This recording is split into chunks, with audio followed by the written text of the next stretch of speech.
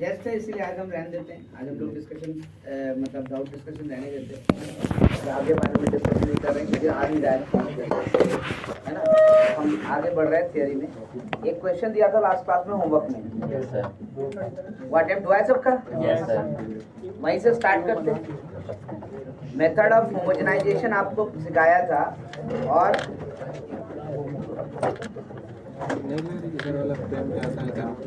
सही कर दो, सही करना है, ऐसे भी होता है सही।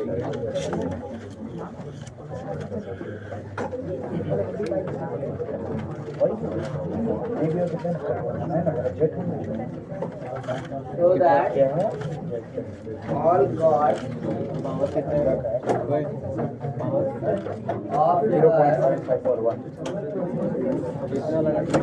3x square minus y square minus x plus 2y equal to 0.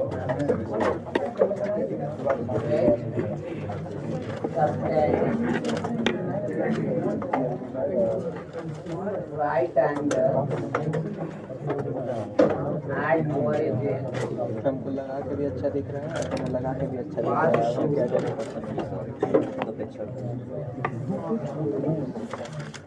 of which find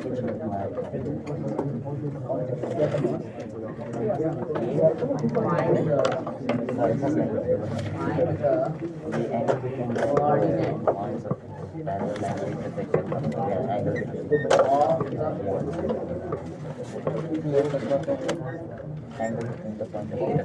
यही था क्वेश्चन। एडवांस का क्वेश्चन है। लेकिन देखो हमें तो प्रोसेस पता उस अनुसार चलेंगे। हमको कर क्या है क्या नहीं है उसमें मतलब नहीं। हालांकि हम लोगों ने थोड़ा डिस्कशन तो किया ही है ना। ये कर्व किसका कर्व दिखता है? डेल जीरो होगा क्या इसका? नहीं दिखता है ना। अगर डेल जीरो नहीं दिखता है तो इसका मतलब ये पैराबोलिक टेंस हो।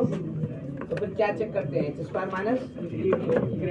माइनस एक करोगे तो क्या दिखता है? देखो तो एक्स तो जीरो है ना। ए पॉजिटिव और बी क्या है? निगेटिव। तो माइनस ए भी क्या हो गया? प्लस ए भी प्लस पॉजिटिव हो गया ना। तो इसका मतलब ये क्या है? हाइपरबोला। बट ठीक है, हमको कर्व से मतलब नहीं। कोई भी एक बात तो श्योर है कि ये कर्व पे ही ओरिजिन कहीं लाई करेगा, है ना। अगर बोलो कि ये नहीं प्रिडिक्ट कर पाए तो भी हमको दिक्कत नहीं है, इशू नहीं है। करेक्ट? क्यों? क्योंकि हमको उससे मतलब ही नहीं है कि कहाँ लाई करेगा ओरिजिन। लेकिन दिख रहा है इसलिए बोल रहे हैं। क्यों दिख रहा है भाई? तो देखो ना, कांस्टेंट है ही नहीं। कांस्टेंट नहीं है तो इसका मतलब एक लाइन तो हम बार बार लिखवाए हैं आपको कि भाई जब अगर कांस्टेंट नहीं है तो इक्वेशन हमेशा कहाँ से पास करेगा? ओरिजिन से ही पास करेगा। अब अगर ये कॉर्ड है, कोई भी कॉर्ड हो, ये कोई कॉर्ड है तो 100% ये अगर पॉइंट P है, ये पॉइंट अगर Q है तो ये जो है ओरिजिन पे कितना एंगल बना रहा है? 90 डिग्री। तब ये फिक्स पॉइंट से पास कर रहा है ना। यही वाला फिक्स पॉइंट आपको निकालना है, यही वाला फिक्स पॉइंट निकालना है। तब आप बता सकते हैं, है ना। कोई भी लाइन, कोई भी कॉर्ड, भाई कॉर्ड तो दिया ही नहीं तो मान लीजिए ना, क्या दिक्कत?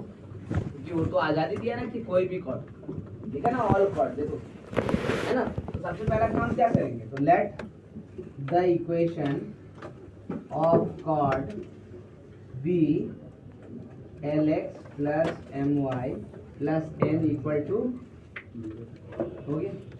इसको 1 भी लिख लेते हैं। क्यों? क्योंकि एट लास्ट क्या होगा? सारा कंडीशन सेटिस्फाई कराएंगे तो L, M और N में रिलेशन आएगा ना। तो इसी से तो कंपेयर करेंगे तो पता चलेगा कि x का वैल्यू क्या और y का वैल्यू क्या। ठीक है, तो क्या कैसे निकाले भाई? हमको किसका इक्वेशन चाहिए? तो हमको इक्वेशन चाहिए OP और OQ का, है ना। तब ना रिलेशन निकलेगा। बीच में एंगल क्या बना रहा है? 90 डिग्री ना। तो OP और OQ का इक्वेशन कैसे निकालते थे? तो होमोजेनाइज करते। किसके इक्वेशन को? कर्व, है ना। किससे? पहले से 1 निकालते। 1 कैसे बनेगा? यहाँ से देखो तो क्या लिखेंगे? L by minus n x plus M by minus n y equal to, बन गया ना, है ना। अब इससे क्या करें? तो होमोजेनाइज करते हैं कर्व को। For equation of OP and OQ, correct. क्या करेंगे? होमोजेनाइजिंग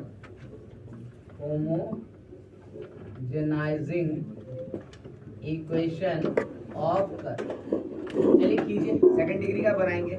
तो 3x स्क्वायर, ये तो ऑलरेडी सेकंड डिग्री का है, इसमें कुछ नहीं करना है।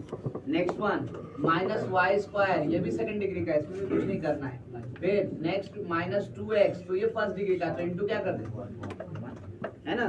फिर अगला वाला भी 4y, ये भी फर्स्ट डिग्री का, तो इसमें क्या कर दे 1 इक्वल टू, है ना। अभी तक तो कुछ नहीं किया, खाली 1 लिखा है। अब 1 का वैल्यू रिप्लेस करेंगे कहाँ से, है ना, यहाँ से रिप्लेस करेंगे तो क्या बनेगा, देखो तो 3x square minus y square minus 2x into l by minus n x m by minus n y plus 4y into l by minus n x plus m by minus n y equal to, हो गया ना। 1 square से तो किसी को नहीं करना था। अब ये जो इक्वेशन है वो किसका इक्वेशन है, तो अगर 2 लिखते हैं तो मान लो इसको 2 लिखते हैं, तो 2 represents what, 2 represents pair of straight lines OP and OQ, है ना, दिया हुआ है। अब कैसे क्या करें, तो भाई हमें पता है कि OP और OQ के बीच में एंगल कितना है 90 डिग्री, है ना। तो गिवन है हमारे पास, गिवन है that OP is perpendicular to OQ, ठीक है। लेकिन अगर ऐसा है तब तो पेयर ऑफ स्ट्रेट लाइन में एंगल कैसे निकालते हैं, फॉर्मूला था tan theta is equal to 2 root under h square minus ab by, तो फिर 90 डिग्री पे क्या हो, 0 होगा, a प्लस b, a क्या था कोएफिशिएंट ऑफ, b क्या था कोएफिशिएंट ऑफ, ये कंडीशन अलग से भी लिखे थे, है ना। तो जैसे ही किया कि OP अगर परपेंडिकुलर है OQ पे, तो इसका मतलब ये हो गया कि coefficient of x square plus coefficient of y square must be equal to equation 2 में ना, है ना। तो इक्वेशन 2 को सुधारेंगे क्यों, खाली x स्क्वायर और y स्क्वायर का कोएफिशिएंट निकाल लेंगे। बताओ जरा से x स्क्वायर का कोएफिशिएंट बताओ, है ना, इन इक्वेशन 2, ठीक है, ठीक है। फिर आप बताओ जरा क्या लिखेंगे, x स्क्वायर का कोएफिशिएंट यहाँ से कितना आएगा 3, और कहीं से आएगा क्या, यहाँ तो नहीं, यहाँ से आएगा, कितना बनेगा देखो, प्लस 12 क्या n, और कहीं से आएगा नहीं, खत्म। अच्छा तो y स्क्वायर बताओ, y स्क्वायर -1, यहाँ से तो -1, और यहाँ से आएगा कितना आएगा -4m/, इज इक्वल टू, है ना। आपने ये तो कहा है ना, इसको सॉल्व करते जरा सा, देखो 3 और यहाँ -1 मिलके कितना हो गया 2, है ना, plus 12/n minus 4m/n equal to, अब क्या करें, तो बाई n हटाएंगे, कैसे, मल्टीप्लाई कर दो n से, मल्टीप्लाई करो तो क्या दिखेगा, देखो तो 2n plus 2l minus 4m is equal to, कुछ कॉमन भी मिल सकता है क्या, 2, तो 2 कॉमन ले लेते हैं, तो 2 कॉमन ले लेंगे तो देखो तो इस पूरे इक्वेशन को l minus 2m plus n equal to 0 ऐसे भी लिख सकते हैं, लिख सकते हैं ना। I am writing this one as to be 3, correct. इसका मतलब एल एम एन का वैल्यू कुछ भी लो, ये रिलेशन हमेशा क्या होगा 0। अब जरा सोचो, एल एम एन अगर यहाँ चेंज करेंगे तो नया नया कॉर्ड मिलेगा, मिलेगा ना, और हर कॉर्ड में एक्स के जगह क्या रख दे 1, देखो ना, कंपेयर करो ना, कंपेयरिंग 1 and 3, एक्स का वैल्यू क्या दिख रहा है 1, और y का वैल्यू कितना दिख रहा है -2, तो x के जगह 1 और y के जगह -2 रखेंगे तो हर कॉर्ड जो है वो सेटिस्फाई होगा, है ना। तो सारा का सारा कॉर्ड कहाँ से पास करेगा, तो 1 कॉमन यानी प्रूफ, करेक्ट। यानी हम इसी बात को लिख रहे हैं, आप मेंशन कर रहे हैं, comparing 1 and 3, x is equal to 1 and y is equal to -2. So for all values of L, M, N, है ना, the chord passes through point 1, मतलब एल एम एन चेंज करते रहो, उससे हमें कोई फर्क नहीं पड़ता। अगर वो ओरिजिन पे 90 डिग्री बना रहा है तो 1, -2 से पास कर रहा है, ठीक है। अगर नहीं बना रहा है तब बात अलग है।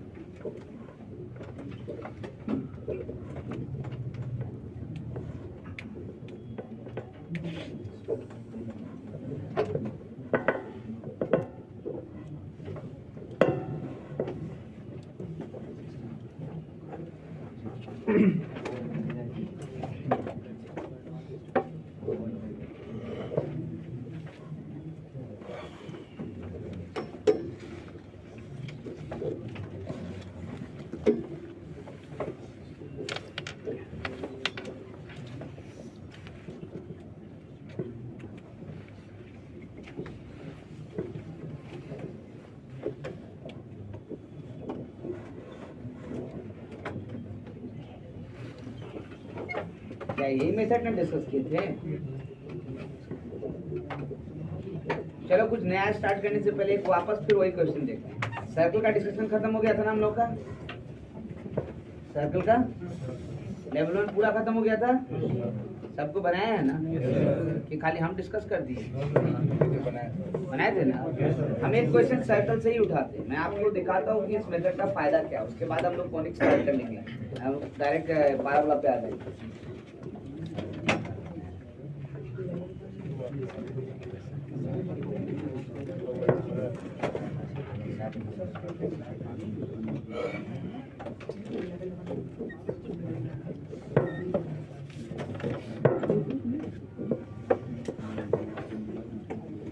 मैं बस इतना बताने की कोशिश कर रहा हूँ कि ये मेथड जो है वो पेयर ऑफ स्ट्रेट लाइन के लिए है ही नहीं।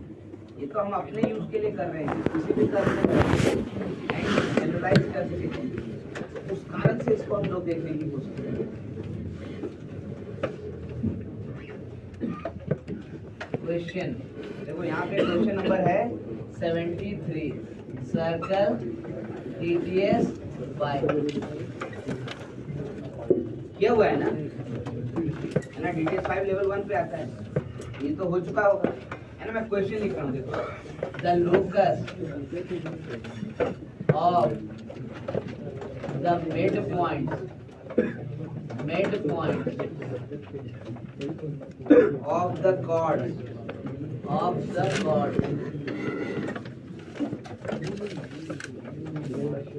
circle x square plus y square is equal to 4 which subtends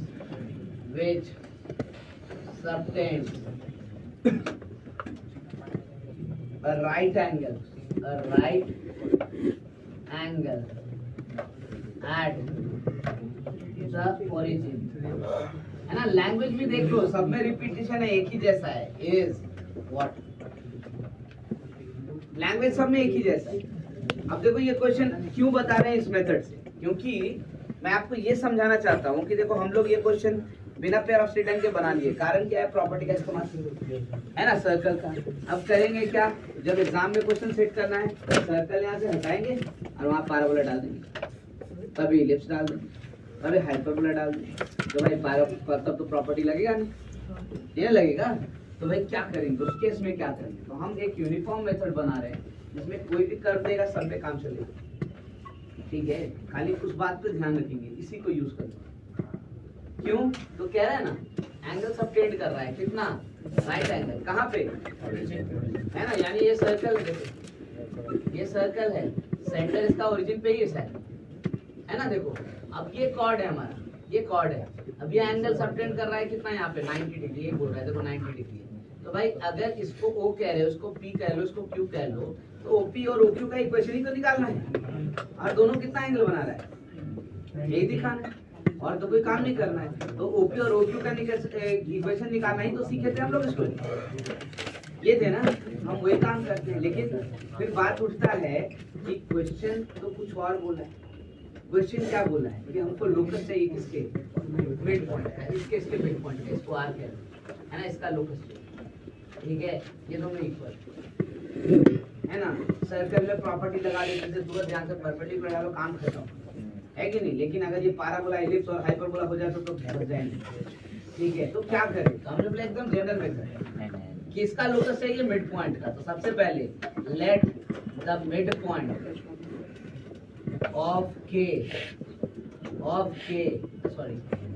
chord be H comma, मान लिए ना, जिसको मानना था। बाद में क्या करेंगे? तो लोकस निकालना था, H की जगह X और K की जगह Y। सर फायदा क्या हुआ? तो इक्वेशन ऑफ कॉर्ड पता चल गया। देखो ना हमको इक्वेशन ऑफ कॉर्ड, क्यों? क्योंकि हमको फॉर्मूला पता है ना, जिसका मिड पॉइंट दिया हुआ है कॉर्ड का इक्वेशन कैसे लिखते हैं? T is equal to S1, T is equal to, याद है ना, अंदर की ओर ठेले थे S1 के पास करेगा ना पॉइंट, बाहर करेंगे तब ना फिर अलग हो जाएगा। ठीक है, तो भाई T is equal to S1। अब T is equal to S1 लिख सकते हैं क्या? पॉइंट तो ये है और सर्कल ये है, लिख सकते हैं ना। बताओ जरा कैसे लिखे? XH प्लस माइनस और S1 कितना? एच स्क्वायर प्लस के स्क्वायर -4 क्या हो जाएगा, कैंसिल। तो we are getting X H plus Y K is equal to H square plus, देखो आ गया है ना, कॉर्ड का इक्वेशन। इसे होमोजेनाइज करेंगे इसकी मदद से, किसको, तो सर्कल को, ठीक है। लेकिन कैसे, 1 बनाएंगे तब ना, 1 कैसे बनाते हैं हम जल्दी बताओ। क्या करेंगे, x h by h square plus और plus Y k by h square plus equal to, अब हो गया ना। अब क्या करेंगे, तो हमको चाहिए equation of OP and O Q. यहाँ लिख रहे हैं equation of OP and O Q, ये ना चाहिए, ठीक है। कैसे निकालेंगे, तो होमोजेनाइज है ना, कैसे करेंगे, तो एक्स स्क्वायर इसको करें क्या, इंटू 1 लिखें, नहीं क्योंकि ये तो सेकंड डिग्री ऑलरेडी है। फिर किसको करेंगे, वाई स्क्वायर को, नहीं तो फिर किसको करें, -4 इसको करेंगे, कितना, 1 स्क्वायर इक्वल टू, ठीक है। अब यहाँ से लिखो, देखो x square plus Y square -4 time कितना हो जाएगा, तो x h by h square plus के square plus Y k by x square plus के स्क्वायर का होल स्क्वायर इक्वल टू, है ना। अब हमें पता क्या है कि ओपी और ओक्यू क्या है, परपेंडिकुलर। तो फिर क्या लिखे, coefficient of x square plus coefficient of y square must equal to, एक ही प्रोसेस ही है, कर्व चेंज करते रहिए, हम यही काम करेंगे, है ना। मतलब भूलने का कोई चारा ही नहीं है, चांसेस ही नहीं है, क्या कर भूलेंगे, अब तो एक ही तरीके से। अब बताओ कोएफिशिएंट ऑफ एक्स स्क्वायर इकट्ठा करते हैं इसमें, बताओ यहाँ से कितना, 1, बस इतना ही है ना, और भी है, कहाँ है, यहाँ से आएगा, क्या आएगा बताओ जरा सा, -4 time x square by h square plus के स्क्वायर का, वेरी गुड, ये एक्स स्क्वायर का कोएफिशिएंट, और तो नहीं आया है। चलो वाई स्क्वायर का बताओ, 1 यहाँ से -4 के स्क्वायर बाई क्या, एक्स स्क्वायर प्लस के स्क्वायर का होल स्क्वायर इक्वल टू 0। अब जरा एलसीएम लेते हैं, तो 1 + 1 तो मिलके कितना हो जाएगा, है ना, माइनस यहाँ से 4 कॉमन ले लें, तो एक्स स्क्वायर प्लस के square by x square plus के स्क्वायर का होल स्क्वायर ऐसे नहीं हो जाएगा इक्वल टू 0। अब देखो तो जरा क्या हो रहा है, एक तो एक्स स्क्वायर के स्क्वायर क्या हो जाएगा, तो फिर आई can right 4 by x square plus के स्क्वायर इज इक्वल टू, और कुछ कैंसिल होगा, 2 कैंसिल होगा, है ना। तो फिर क्या लिखेंगे, एक्स स्क्वायर प्लस के स्क्वायर इज इक्वल टू, आ गया ना, लोकस निकालना करेंगे, h की जगह क्या रखें, x और k की जगह हो गया, देखो x square plus Y square is equal to. अब बताओ इसमें कोई प्रॉपर्टी का इस्तेमाल किए क्या, अब पैराबोला रख दे तो भी कर सकते हैं, हाइपरबोला रख दे तो भी कर सकते हैं, मतलब यूनिफॉर्म, ये भी हम लोग को होमोजेनियस बना दिया, सोचो, है ना। इस मेथड को ध्यान रखिएगा इसलिए क्योंकि हम लोग किसी भी कर्व में बिना प्रॉपर्टी की मदद से काम निकाल सकते हैं। हालांकि सर्कल में नहीं करेंगे क्योंकि सर्कल में तो प्रॉपर्टी ज्यादा जल्दी बना देगा इसको, ठीक है, लेकिन फिर भी आपको समझाते कि भाई देखिएगा बाकी कर्व में भी आएगा कुछ।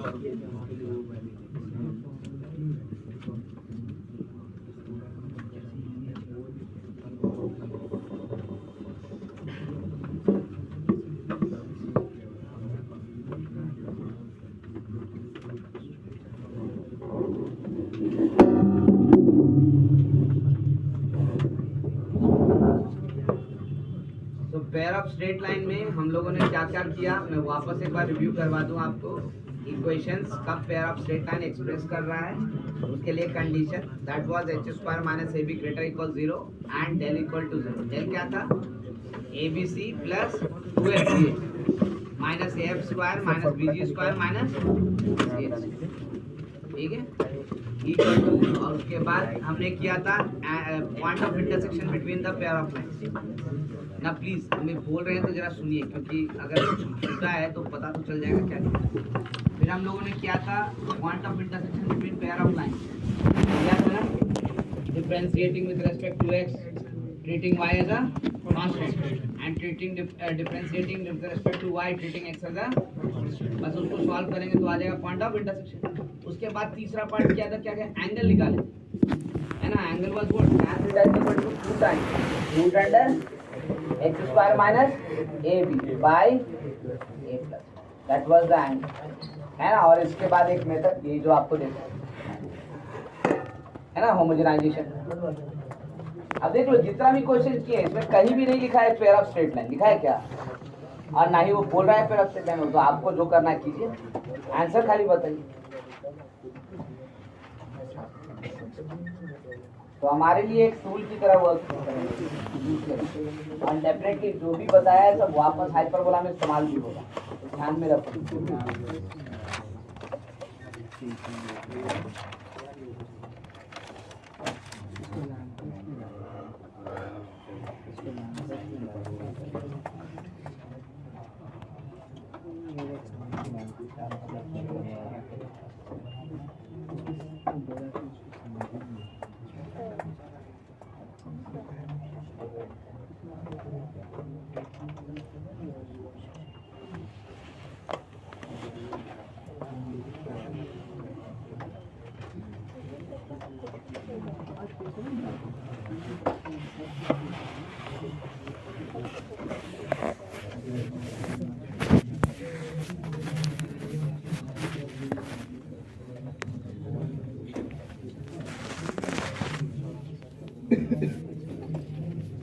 बातें नहीं, डिस्कशन नहीं।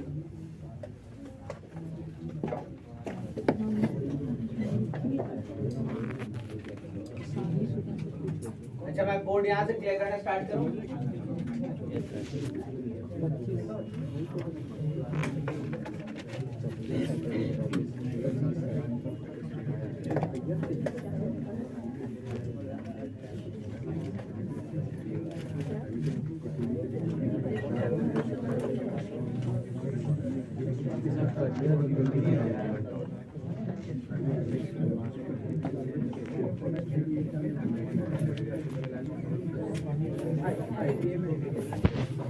ओके, पे अटेंशन, बातें बंद कीजिए। कोनिक सेक्शन, अब हम लोग कर्व स्टार्ट कर रहे हैं जिसको हम लोग क्या कहते हैं, तो कोनिक सेक्शन।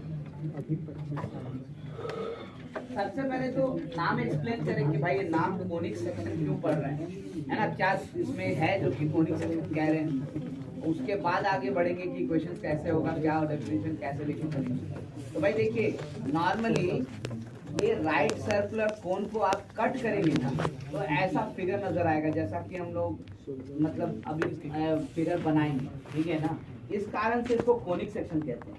जैसे मैं आपको दिखाऊं कि मान लीजिए एक राइट सर्कुलर कोन में इस तरह से ले रहा हूं, राइट सर्कुलर ले लिए। अब इसके ऊपर ब्लेड चलाते हैं। कैसे ब्लेड चला रहे हैं, तो मैं कह रहा हूँ ब्लेड ऐसे लगाते हैं, ऐसे ब्लेड। ये कटेगा, दो पार्ट में कटेगा। अब जब कटेगा तो ऊपर वाला जो पीस है उसके ऊपर स्ट्रक्चर कैसा दिखेगा तुमको, तो स्ट्रक्चर ऐसा दिखेगा, ऐसे नहीं दिखेगा, ठीक है। ये जो फिगर है ये रिजेंबल करता है इलिप्स को, है ना। तो इलिप्स क्या बना, तो भाई कोन का सेक्शन, इसीलिए इसको कोनिक सेक्शन, ठीक है। पैराबोला कैसे निकलेगा, तो भाई देखो दिखाते हैं वापस। ये आपका राइट सर्कुलर कोन है, देखो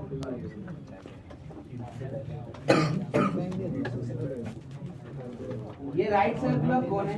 हालांकि इससे हमें बहुत ज्यादा फायदा नहीं, ना क्वेश्चन में मदद करेगा, लेकिन फिर दिमाग में हमेशा लगता रहेगा कि भाई था क्या, इसको कोनिक सेक्शन क्यों बोले, इतना कुछ पढ़ने में कोनिक सेक्शन क्यों बोले। बात समझ लो, एक्चुअल में दो तरीका इसको समझने के लिए है, लेकिन ये एक बेस्ट वे जिसका हम एक्सप्लेन कर पाए इसको कोनिक सेक्शन क्यों बोलते हैं। इस बार ब्लेड जो है ना हम ऐसे लगाएंगे, देखो ऐसे ब्लेड लगाएंगे, ठीक है, इस तरह से ब्लेड, करेक्ट। कोन कटेगा फिर, है ना।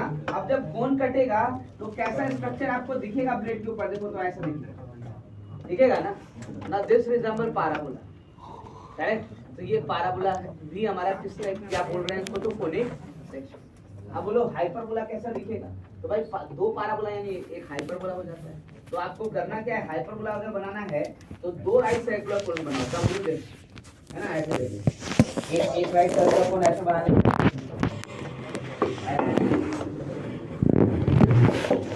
है ना, एक ऊपर में बनाना,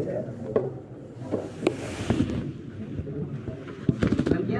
अब क्या करेंगे, तो भाई ब्लेड ऐसे लगाएंगे, है ना, ऐसे ब्लेड लगाएंगे, अब बताओ क्या होगा? तो दोनों तरफ पीसेस कटेगा, इस तरफ कैसा पीस कटेगा तो इस तरफ ऐसे पीस आएगा, है ना, और इस तरफ कैसा आएगा फिर ऐसा आएगा। इसी को बोल रहे हैं क्या हम? हाइपरबोला। तो पैराबोला हो, इलिप्स हो, हाइपरबोला हो, सब कोनिक सेक्शन में आता है। इवन इस ब्लेड को थोड़ा सीधा कर दो तो क्या बन जाएगा? सर्कल, है ना। तो सर्कल भी कोनिक सेक्शन का एक पार्ट होगा, स्पेशल केस हुआ इलिप्स में, ठीक है। तो इस कारण से इसको हम लोग कोनिक सेक्शन बोल रहे हैं, ध्यान रखो, है ना। दूसरा कोई मतलब अभी फिलहाल के लिए ये रिजल्ट मालूम है, ठीक है, कि हम जो फिगर पढ़ने वाले हैं वो एक्चुअली रिजेंबल किसको कर रहा है भाई? तो कोन के सेक्शंस को, राइट सर्कल ऑफ कोन के सेक्शंस को, इसीलिए उसका नाम क्या दे रहे हैं हम लोग? तो कोनिक सेक्शन, ठीक है।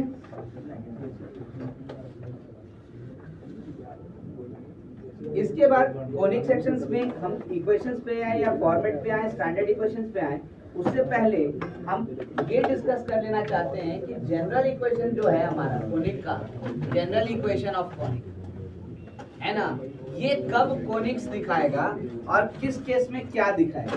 क्योंकि ऑलरेडी हम लोग ये बात कर चुके हैं कि जनरल इक्वेशन कोनिक का क्या होता है, ठीक है भाई। अब ये किस केस में क्या दिखाएगा यहीं पे देख लो, क्योंकि वापस जब हम लोग स्टैंडर्ड इक्वेशन निकालेंगे तो चेक करेंगे खाली, उससे ज्यादा कुछ नहीं करेंगे, ठीक है। तो आई एम राइटिंग लाइक, देखो general equation of conic ax square plus by square plus 2hxy plus 2gx plus 2fy plus c is equal to, है ना, this was what?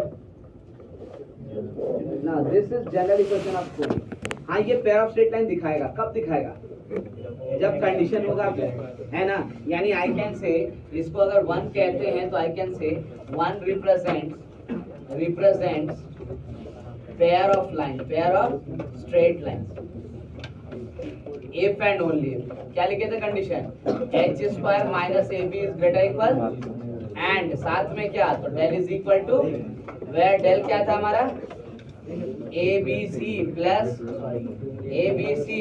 2f minus af square minus bg square minus, ठीक है भाई। ये तो pair of straight line है ना।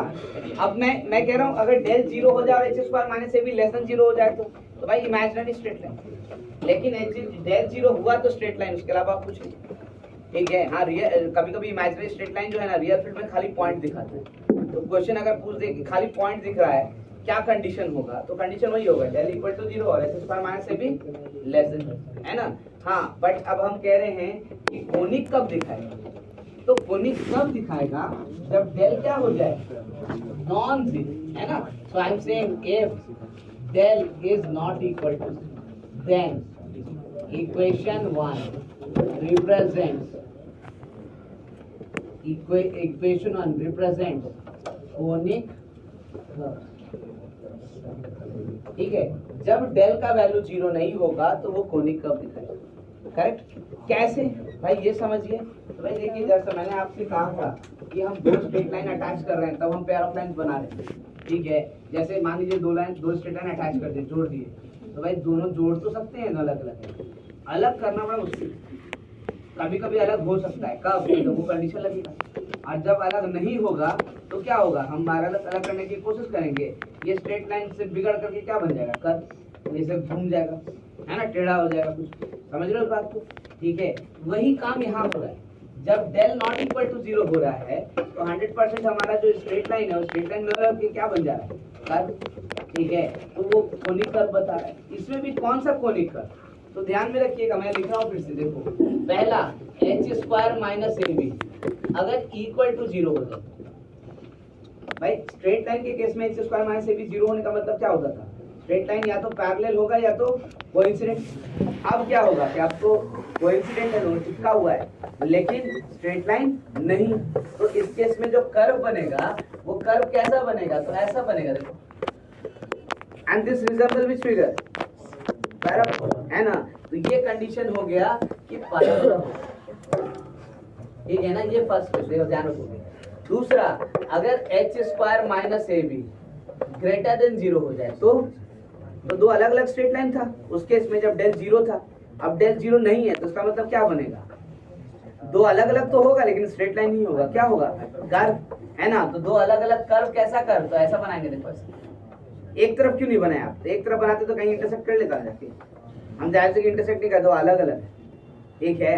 तो ऐसे बनाए। अब ये किसको रिजेंबल कर रहा है?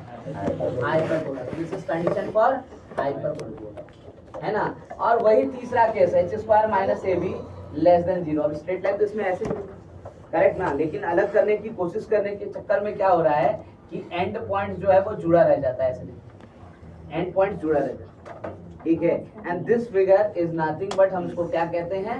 एलिप्स, ठीक है। तो general equation of conic, general equation of conic ये क्या क्या कब कब रिप्रेजेंट कर रहा है भाई? तो हम अब पूरी तरह से रेडी हैं इसके लिए कि भाई ये इसी फिगर्स को रिप्रेजेंट करेगा, either pair of straight line और पैराबोला, हाइपरबोला और एलिप्स। कैसे देखेंगे? तो पहले आप डेल चेक कर लो। अगर डेल इक्वल टू 0 हुआ तब तो वो स्ट्रेट लाइन ही है, चाहे रियल हो चाहे इमेजिनरी। रियल और इमेजिनरी का फर्क क्या है भाई? तो रियल तब होगा जब h² माइनस से भी क्या हो जाएगा? Greater than equal to. और इमेजिनरी कब होगा? जब h² माइनस से भी क्या हो जाए? लेस देन, है ना। और वही डेल 0 नहीं हुआ तब तो कर्व बनेगा। कैसा कर्व? कोनिक कर्व, है ना। उसमें भी कौन कौन सा केस? तो वो डिसाइड करेगा h² माइनस से भी। अगर इक्वल टू 0 तो पैराबोला, ग्रेटर देन 0 तो हाइपरबोला और लेस देन 0 तो, ठीक है।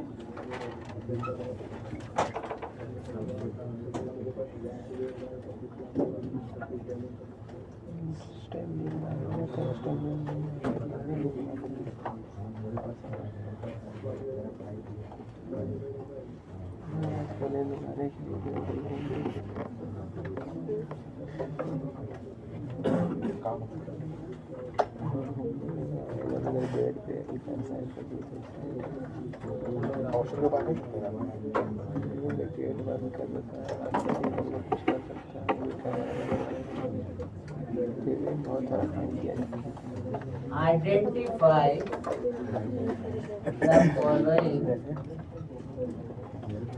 किसी के दरवाजा के आगे जाकर असली आवाज। ध्यान दीजिएगा, इससे पहले हम लोग पेयर ऑफ स्ट्रेट लाइन किए थे तो क्या किए थे? Check for pair of straight line, है कि नहीं? अब हम लोग जानते हैं सब तरह की कोई भी इक्वेशन लिखा, लेकिन सेकंड डिग्री का हम चेक करना चाहेंगे है क्या। तो आपकी मर्जी से कोई भी इक्वेशन लिखा जा सकता है, आपकी मर्जी है, कुछ भी हमको नहीं करना। हम लिखते हैं, देखो पहला 3x² plus y² plus 2xy plus 4x plus 1 equal to, चलेगा ना। रैंडम लिखिए, कुछ भी चेक कर सकते हैं हम लोग। नेक्स्ट वन, अगला भी चेक करते हैं। देखो क्या लिखेंगे हम लोग यहाँ से, तो हम लिख रहे हैं यहाँ से, देखो 2x² minus y² plus 4xy plus 2y plus 3x plus 5 equal to, चलेगा। एक और क्वेश्चन देखो, xy plus 3x plus 4y plus 7 equal to 0।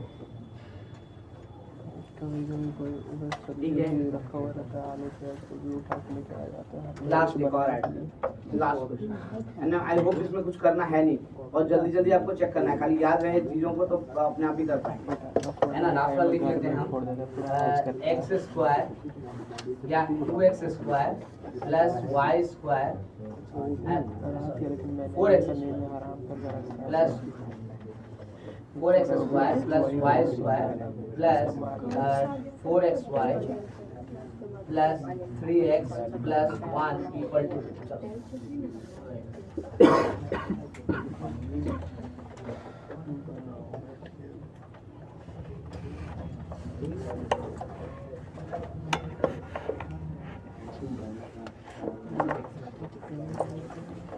क्योंकि जैसे स्टैंडर्ड इक्वेशंस की ओर बढ़ेंगे ना, बहुत सारा नया नया टर्म्स आएगा, तो एकदम फिर स्लो डाउन हो जाना है। तो ये वाला सेक्शन कवर करेंगे साथ साथ, है ना। हमने क्या कहा आपको, सबसे पहले यही समझाया कि मैं देखो इसको कोनिक सेक्शन क्यों बोल रहे हैं, फिर हम general equation of conic curve का कंडीशन चेक करते हैं कि कब हाइपरबोला, कब पैराबोला, कब है।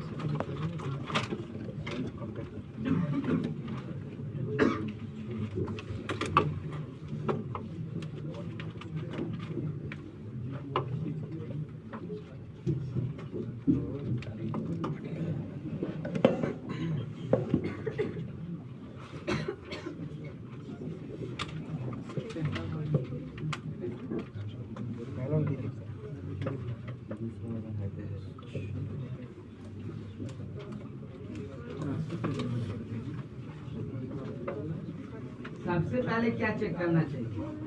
3x square plus Y square plus 2xy plus 4x plus 1 equal to, सबसे पहले टेंजेंट है ना, ये बताएगा कि भाई ये पेयर ऑफ स्ट्रेट लाइन है या कि कोनिक का।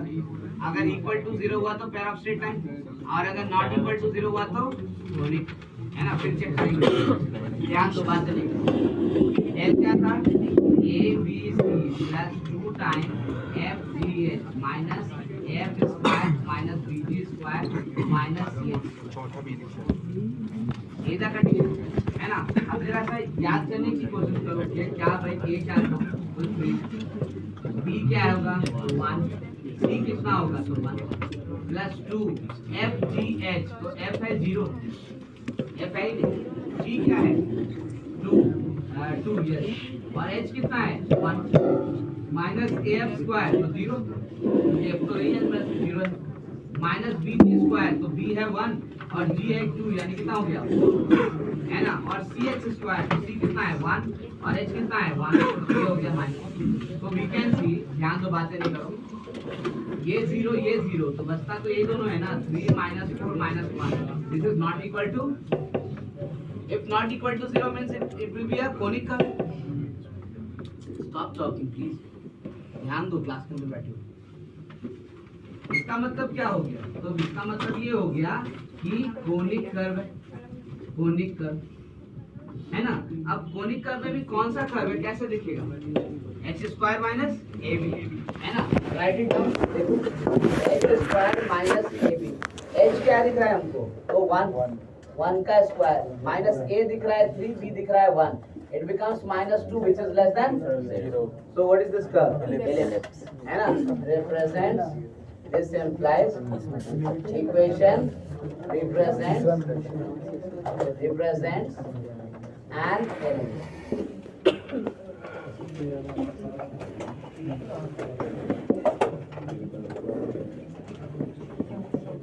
सेम भी आपको चलना है, कोई बहुत बड़ा काम नहीं करना है।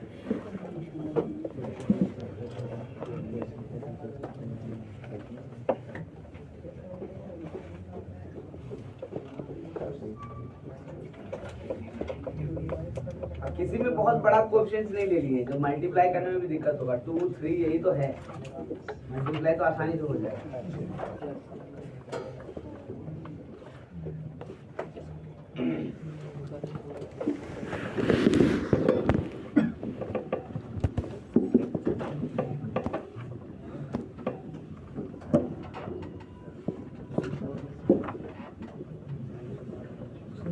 बनाएंगे बिना आपके बनाए तो कुछ होगा नहीं।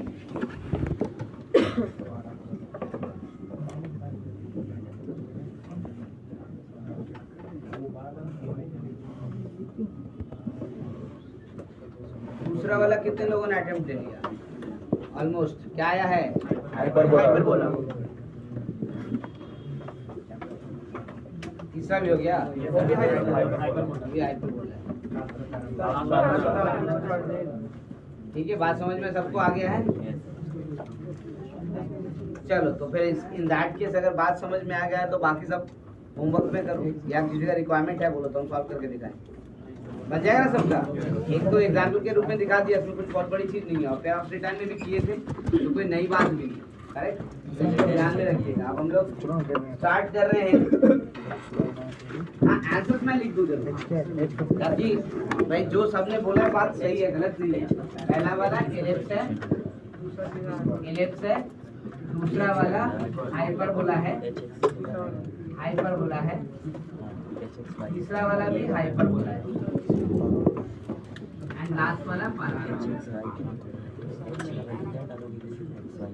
ठीक है, आंसर्स मैंने लिख दिया कि आप क्रॉस चेक कर सकते हैं। फिर अगर दिक्कत होता है किसी का मैच नहीं कर रहा है तो आप पूछ लीजिए, मैं बता दूंगा। ठीक है,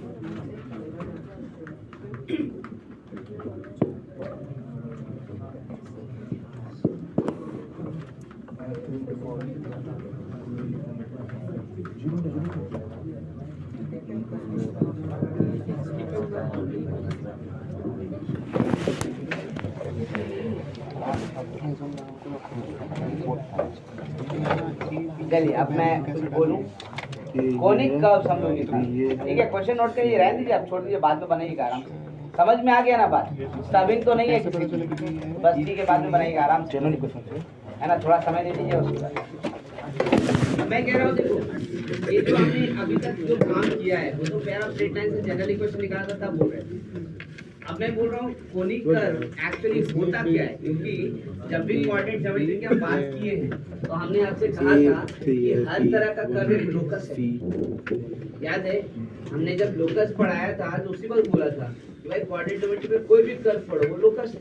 कोऑर्डिनेट ज्योमेट्री का कहीं पे भी पढ़ो तो क्या है, लोकस। क्योंकि लोकस एक्चुअली होता क्या है, रिलेशन बिटवीन एक्स एंड, हाँ उसी की मदद से फिगर बनाते हैं, ठीक है। लेकिन लोकस का डेफिनेशन कहता है कि पॉइंट चलेगा तो वो रास्ते को हम लोकस कहेंगे जब पॉइंट कोई कंडीशन को सेटिस्फाई करते हुए चले। तो कंडीशन तो होना चाहिए तब तो लोकस बनेगा, नहीं कंडीशन होगा तो लोकस कैसे बनेगा। याद करो स्ट्रेट लाइन में क्या था, एंगल नहीं चेंज कर रहा था, करेक्ट ना। सर्कल में क्या था, डिस्टेंस नहीं चेंज कर रहा था, करेक्ट ना। अब कोनिक कर्व में क्या है, कुछ कंडीशंस बताइए तब तो हम बात करेंगे।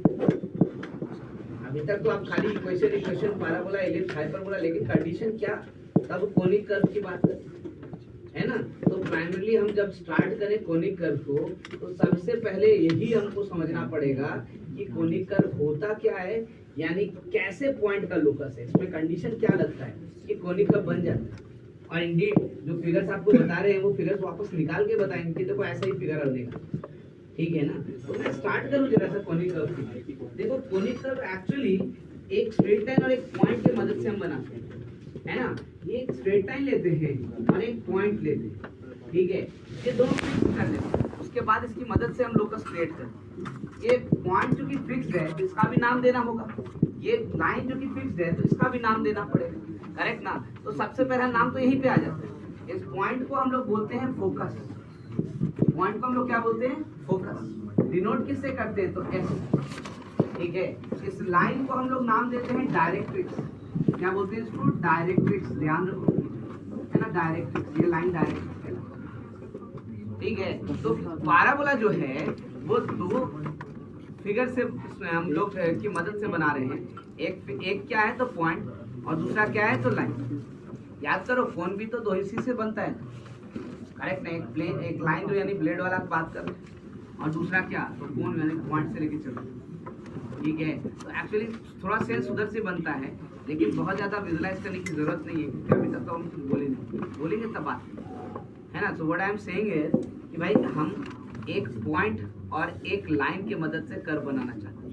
कंडीशन क्या लगा रहे हैं, कंडीशन ये लगा रहे हैं कि अगर मान लो कोई पॉइंट पी यहाँ है जिसका लोकस निकालना है, करेक्ट, तो उसका डिस्टेंस निकालेंगे यहाँ से फोकस से, और फिर उसका डिस्टेंस निकालेंगे कहाँ से, तो लाइन से। तो लाइन से कैसा डिस्टेंस, तो परपेंडिकुलर डिस्टेंस, शॉर्टेस्ट डिस्टेंस, है ना। अगर इसका रेशियो ही कांस्टेंट हो जाए, इसका रेशियो अगर कांस्टेंट हो जाए, किसका रेशियो, है ना, पॉइंट का डिस्टेंस कहाँ से, फोकस से, और पॉइंट का डिस्टेंस कहाँ से, लाइन से, अगर कांस्टेंट हो जाए तो जो फिगर बनेगा उसको हम कोनिक कर्व कहेंगे।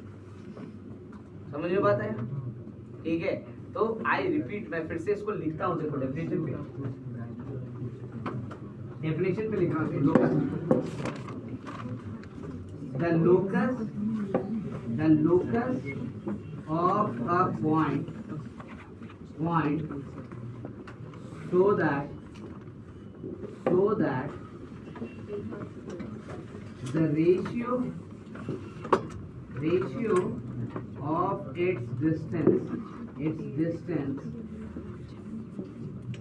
from a fixed point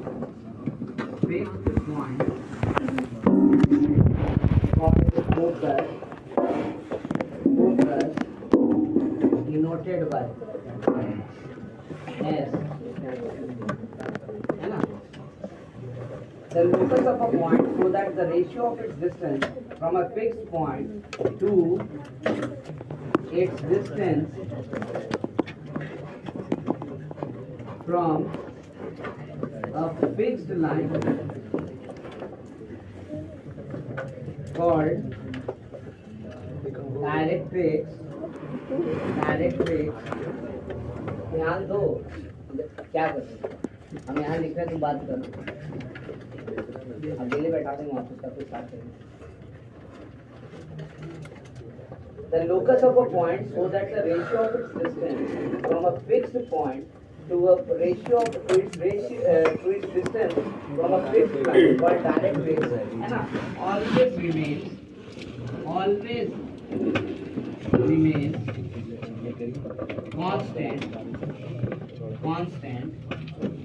is known as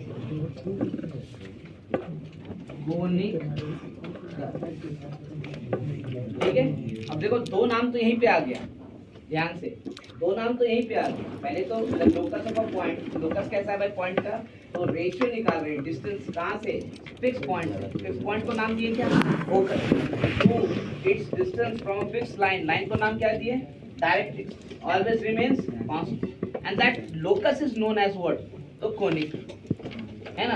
अब तक देखो डेफिनेटली जब भी कुछ कांस्टेंट होता है उसको हम लोग नाम दे देते हैं, याद है ना। स्ट्रेट लाइन में कांस्टेंट क्या हुआ था, स्लोप, उसको एम कह दिए और नाम दे दिए स्लोप कहेंगे। स्ट्रेट लाइन सर्कल में क्या कांस्टेंट हुआ था, रेडियस, उसको नाम दे देते रेडियस। अब यहाँ कांस्टेंट हुआ है रेशियो, तो इसको नाम देना पड़ेगा। और यहाँ थोड़ा सा दुविधा ये है कि अभी तक नाम नहीं दिए हैं, तब तक तो ठीक है, आप PS बाई PM लिखो या PM बाई PS लिखो, कांस्टेंट तो दोनों ही है। लेकिन जैसे ही नाम देंगे तो हम पहले फिक्सेशन तो करेंगे कि ऊपर में किसको रखें, नीचे में किसको रखें, करेक्ट ना। तो उसके बाद आप इसको चेंज नहीं कर सकते, ठीक है। तो जैसे फिक्स किए उसके बाद नाम देने के बाद ये ध्यान रखना आपको सबसे ज्यादा जरूरी है कि न्यूमरेटर में किसका डिस्टेंस है और डिनोमिनेटर में किसका डिस्टेंस है। हालांकि डेफिनेशन में हमने लिख दिया है, पहला न्यूमरेटर में किसके डिस्टेंस आएगा, फोकस से, और डिनोमिनेटर में किससे आएगा, लाइन से। पहले पॉइंट तब लाइन, ध्यान रखोगे, है ना। तो भाई हम उसको मेंशन कर दे, फिक्स कर दे इसको।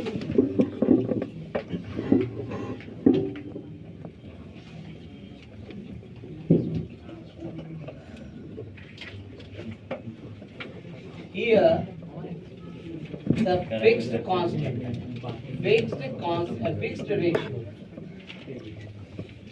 yeah, the constant ratio, not fixed. Here the constant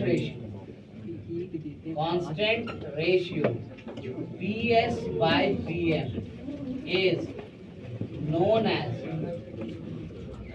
eccentricity, ध्यान दोगे, eccentricity denoted by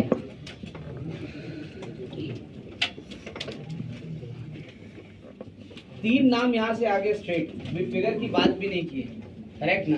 तीन नाम हमारे पास आ गया। अभी देखो पूरा इन जनरल बात कर रहे हैं, इसमें पाराबोला, इलिप्स, हाइपरबोला सब है, करेक्ट। हमने क्या बोला, कोनिक कर्व, वैसे कर्व को कहेंगे, वैसे पॉइंट के लोकस को जिसका कि रेशियो ऑफ डिस्टेंस किस कहाँ से भाई, तो एक पॉइंट से जिसको फोकस कर रहे हैं और एक लाइन से जिसको डायरेक्ट कर रहे हैं, ऑलवेज क्या हो, कांस्टेंट, ठीक है। उसमें तीनों तरह का कर्व आएगा। अब बात हुआ कि भाई तब रेशियो को फिक्स करो, नाम तो कांस्टेंट है, तो नाम क्या दिए, इसेंट्रिसिटी, क्या कह रहे हैं उसको, इसेंट्रिसिटी, ठीक है ना। और किसको कह रहे हैं इसेंट्रिसिटी, PM बाई PS नहीं, PS बाई। अब यहाँ ध्यान देना पड़ेगा, क्योंकि अगर आप उल्टा लिख दिए तो गलत हो जाए, क्योंकि इसेंट्रिसिटी का वैल्यू होगा ना, है ना, उसके अकॉर्डिंग काम करना पड़ेगा। तो न्यूमरेटर में पॉइंट से और डिनोमिनेटर में कहाँ से, लाइन से, मतलब पहले पॉइंट बाद में, ध्यान में रखिए, है ना। अब बोलो ये तो कोनिक कर्व हो गया, तो फिर पाराबोला, इलिप्स, हाइपरबोला बना कैसे। अच्छा, इसेंट्रिसिटी का वैल्यू चेंज करेंगे तो बनेगा, लेकिन इसेंट्रिसिटी का वैल्यू तो 1 2 नहीं होता, कितना होता है, इनफाइनाइट। तो आपका कर्व 3 ही क्यों बन रहा है, पहले तो ये एक्सप्लेन कीजिए फिर आगे बढ़िए। तो हमने कहा देखो अगर हम कंपैरिजन करेंगे तो सिर्फ 3 ही तरीका है, चौथा तरीका बना ही नहीं, इसलिए कर्व भी 3 ही तरीके से बनता है। कैसे कैसे क्या कंपेयर कीजिएगा, तो देखिए आप डिस्टेंस निकाले ना पी का, कहाँ से, तो फोकस से और डायरेक्ट्रिक्स से। तो भाई 3 बात हो सकता है, या तो हमारा पॉइंट पी जो होगा वो फोकस के नजदीक होगा डायरेक्ट्रिक्स से दूर, या तो फिर डायरेक्ट्रिक्स से नजदीक होगा फोकस से, और या तो फिर क्या होगा बीच में, मतलब दोनों से क्या होगा इक्वल। और चौथा केस भी बनता है क्या, तो 3 कर्व उसी के अनुसार है ना, और कुछ नया बात नहीं है। यानी हम ये कह सकते हैं देखो केस 1 कौन सा केस, ध्यान दो, P is equidistant from focus and directrix, ठीक है। यानी कि इसेंट्रिसिटी इक्वल टू क्या हो जाएगा, है ना, इसेंट्रिसिटी 1 लिखने से पहले PS इज इक्वल टू क्या होगा, तो PM, है ना। इसका मतलब इसेंट्रिसिटी इज इक्वल टू क्या हो गया, एक केस बन गया, है ना। कॉन्सेंट्रेट प्लीज, नहीं तो फिर बाद में सोचते रहोगे यार हुआ कैसे आएगा, है ना। तो पहला केस तो यही हो गया कि P इक्विडिस्टेंट होगा किससे, तो फोकस से और डायरेक्ट्रिक्स से, करेक्ट ना। ये एक फिगर बनाएगा, इस फिगर को हम लोग नाम देते हैं पैराबोला, है ना। इसको हम लोग नाम क्या देते हैं, पैराबोला। फिगर नहीं जानते, फिगर बनाएंगे, लेकिन हाँ इसको हम लोग पैराबोला कहते हैं, है ना, जब इक्विडिस्टेंट होगा। दूसरा केस, केस 2, है ना, close to, P is close to, किसके क्लोज कर लें, फोकस के, है ना, किसके क्लोज कर रहे हैं, फोकस के, close to focus and far from, या relatively at distance at greater distance from directrix,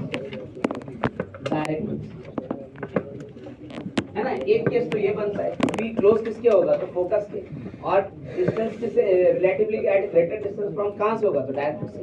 यानी आप ये कहना चाहते हैं कि PS जो होगा वो छोटा होगा, PM जो होगा वो क्या होगा, ये ना होगा। तो भाई इसेंट्रिसिटी क्या हुआ, तो PS/PM ना, मतलब इसेंट्रिसिटी क्या हुआ, 1 से बड़ा या छोटा, तो आई कैन सी, इसका मतलब हो गया कि इसेंट्रिसिटी 1 से छोटा हो गया, लेकिन ऑलवेज 0 से तो बड़ा ही होगा। क्यों 0 से बड़ा होगा, डिस्टेंस का रेशियो, है ना, लेंथ निगेटिव नहीं हो सकता, करेक्ट ना। इस वाले केस को हम लोग नाम देंगे क्या, तो इलिप्स, है ना। इस वाले केस को हम लोग नाम देंगे इलिप्स। तो फिर तीसरा केस बनता है ना, इस बार किसके क्लोज होगा, डायरेक्ट, एंड डिस्टेंस किससे, फार किससे होगा, फोकस, वो हाइपरबोला, खत्म।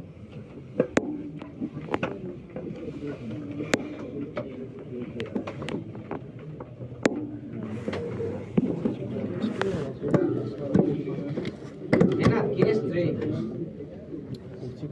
P is close directrix than focus, implies PS is greater than, ये लिखेंगे, इस बार फोकस से ज्यादा दूर है और डायरेक्ट्रिक्स से नजदीक, तो PS is greater than PM, और इस सेंस में क्या हो गया, तो इसेंट्रिसिटी greater than 1, है ना। इस केस को हम लोग क्या बोल रहे हैं, हाइपरबोला। यानी फिगर का हमको अभी तक कुछ भी अंदाज नहीं, लेकिन हम ये समझ रहे हैं कि भाई इस लोकस में, मतलब ये कंडीशन लगाएंगे तो कुछ फिगर बनेगी, है ना। और 3 तरह का फिगर बनता दिख रहा है। तब एक बार जब इक्विडिस्टेंट होगा, एक जब फोकस के नजदीक होगा, और एक जब डायरेक्ट्रिक्स के नजदीक होगा। इसलिए 3 कैटेगरी बना दी, एक को हम पैराबोला कहेंगे, दूसरे को इलिप्स और तीसरे को हाइपरबोला। अब एक एक करके कर्व पढ़ेंगे, है ना, उसके बाद हम लोग देखेंगे कि भाई इसमें क्या क्या कर सकते हैं, है ना। So I will start with parabola.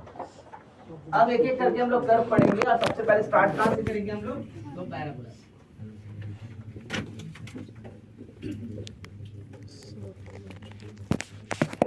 तो पहला कर्व स्टार्ट कर रहे हैं, है ना, क्या कह रहे हैं इसको, तो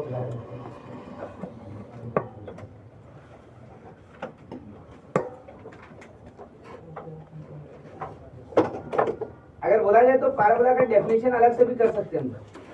कोई क्वेश्चन पूछ सकता है कि हमको पूरा पॉलीग्राफ का डेफिनेशन नहीं चाहिए, हमको खाली पैराबोला का बताओ। क्यों? क्योंकि पैराबोला में इसेंट्रिसिटी तो दिखेगा ही नहीं। क्यों नहीं दिखेगा बताओ? इसेंट्रिसिटी का वैल्यू फिक्स है, दैट इज व्हाट 1 है ना, तो उसमें कोई दिखेगा भी नहीं इसेंट्रिसिटी क्या होगा। लेकिन अगर वही हम हाइपरबोला या एलिप्स की बात करें तो 1-2 है क्या इसेंट्रिसिटी का वैल्यू?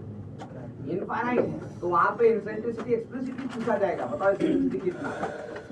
ठीक है, तो पैराबोला का डेफिनेशन हम चाहें तो एक्सक्लूसिवली अलग बना सकते हैं। कैसे बनाएंगे? तो it is locus of a point P such that it is equidistant from focus and, है ना। आप चाहें तो उसको अलग से मेंशन कर सकते हैं, नहीं चाहें तो वो भी हमारे लिए ओके, खाली इतना लिख दें। कितना लिखना है? तो भाई इसेंट्रिसिटी इज इक्वल टू, है ना, बहुत है ना, करेक्ट। अगर कोई बोले तो लिखिए ना, नहीं बोले नहीं लिखिए, क्यों लिखिए? ठीक है, इसेंट्रिसिटी इज इक्वल टू यानी इक्विडिस्टेंस की बात कर बोली तो है, यानी कि एक लाइन की जरूरत तो है हमको डायरेक्ट्रिक्स की, और दूसरा की जरूरत है किसकी? तो फोकस चाहिए, ये दोनों चाहिए, लाइन का इक्वेशन चाहिए, फोकस चाहिए, तब हम बोलेंगे कि भाई हम पैराबोला निकाल सकते हैं, नहीं तो नहीं निकाल सकते, है ना। तो भाई कैसे निकालें? तो चलो हम पहले स्टैंडर्ड इक्वेशंस की बात करें। हम सबसे पहले किसकी बात कर रहे हैं? तो स्टैंडर्ड इक्वेशन। स्टैंडर्ड इक्वेशन कैसे निकालें? हमने बोला पहले कोऑर्डिनेट एक्सिस तो निकालो, अब तो फोकस और डायरेक्ट्रिक्स की बात करोगे। कोऑर्डिनेट एक्सिस कहाँ होगा ये सोचो जरा, पहले तो ये सोचना है कोऑर्डिनेट एक्सिस कहाँ होगा, हम वो निकालना चाहते हैं। तो हमने बोला एक काम करते हैं, पहले पैराबोला डिसाइड करने की कोशिश करते हैं, उसके बाद हम सोचेंगे ठीक है कि कहाँ होगा। भाई सबसे पहला पॉइंट पैराबोला का कहाँ ढूंढा है?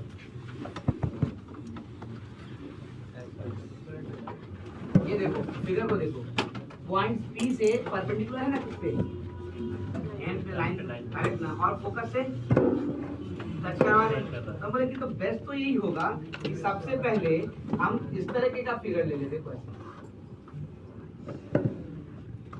है ना, ये वाला लाइन ले लेते, ये परपेंडिकुलर, इसको एंड पे ले सकते हैं ना। क्यों ऐसा, ये लाइन ही क्यों चुने आप? सबसे पहली बात बताओ, ये लाइन ही क्यों चुने आप, ये बताओ सबसे पहले। तो मुझे ये दिखता है कि इस पे पॉइंट पैराबोला का ढूंढना आसान है ना। क्या होगा? Mid point. किसका मिड पॉइंट? एस और एन, पक्का ना। तो भाई इसका मतलब पैराबोला का पहला पॉइंट तो हमको मिल गया, देखो यहाँ पर, ठीक है ना, पैराबोला का पहला पॉइंट यहाँ पे होगा, ठीक है, पैराबोला का पॉइंट है ना। प्लीज कॉन्सेंट्रेट, बातें नहीं करो, है ना।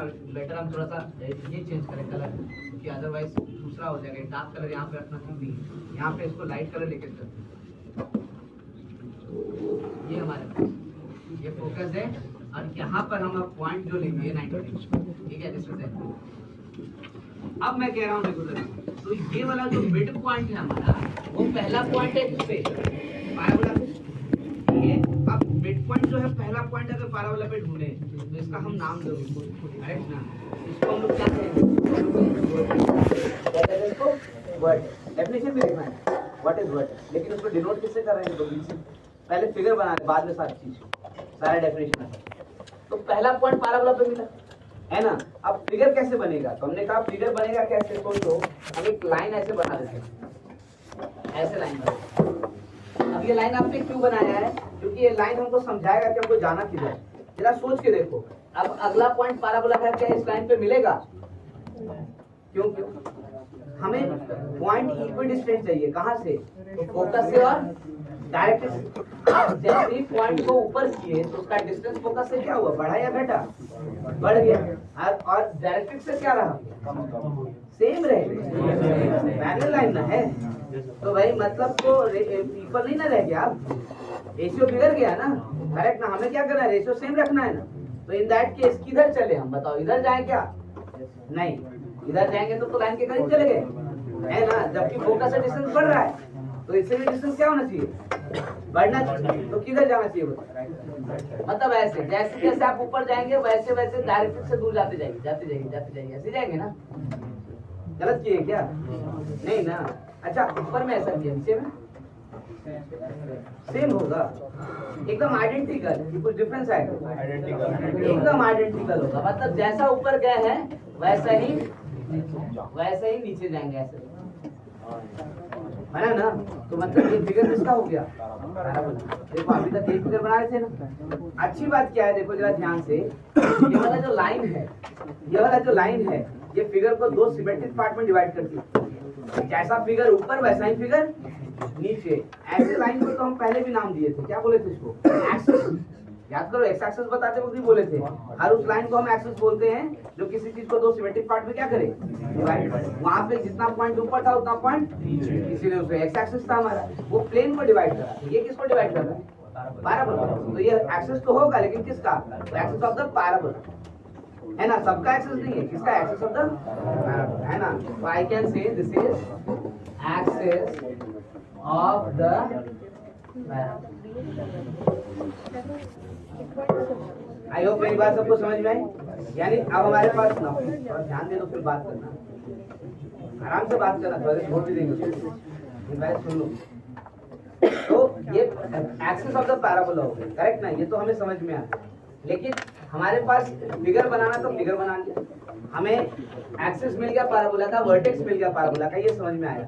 लेकिन हमारा जो काम था वो तो रह गया। कौन सा काम? कोऑर्डिनेट चुनने का, एक्स एक्सिस और वाई एक्सिस। कैसे चुना जाए जरा ये बताओ पहले। बोले भाई कोई भी लाइन ले सकते हैं, तो क्या बुरा है ये लाइन बताओ? बुरा है क्या? अरे ये पैराबोला का एक्सिस है, तो हम क्या मान रहे हैं?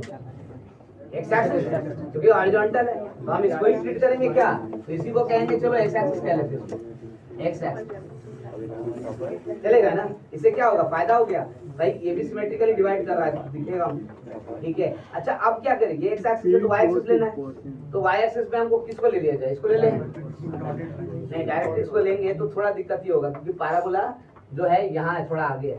अगर इस लाइन को ले ले तो क्या बुरा है? देखो तो इस लाइन को ले ले तो फायदा है।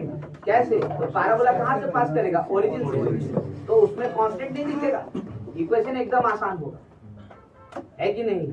तो ये लाइन है क्या? देखो तो मुझे तो लग रहा है कि टैंजेंट है, नहीं है? किस पर? पैराबोला पर। और किस पॉइंट पर टैंजेंट है? वर्टेक्स, है कि नहीं? तो डेफिनेटली ये लाइन जो कि जिसको हम लोग क्या बोल रहे हैं, जिसको हम लोग वाई एक्सिस बोलेंगे, एक्चुअली ये है क्या? तो हम इसको लिख सकते हैं टैंजेंट एट वर्टेक्स, ठीक है। तो देखो एक्स एक्सिस और वाई एक्सिस रेडी हो गया, वहां से हमको वर्टेक्स का कोऑर्डिनेट मिल गया, कितना? तो 0,0 मिल गया ना? अब जरा सबका डेफिनेशन लिखिए, तब हम इक्वेशन की ओर आएंगे। नोट कीजिए उसके बाद।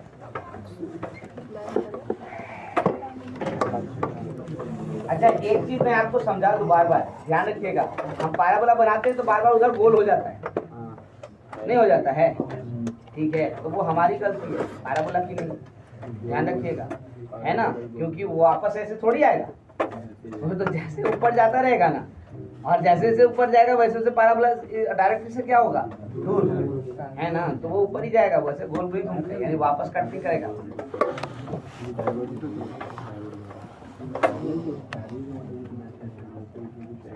लेकिन इनफाइनाइट तक जो फिगर जाता है उसमें यही डाउट होता है, दिक्कत होता है ना? क्योंकि आप यहाँ से भी देखो ना, अर्थ से क्या दिखेगा? दूर से देखो आसमान में जाके आज काम मिल गया, है ना?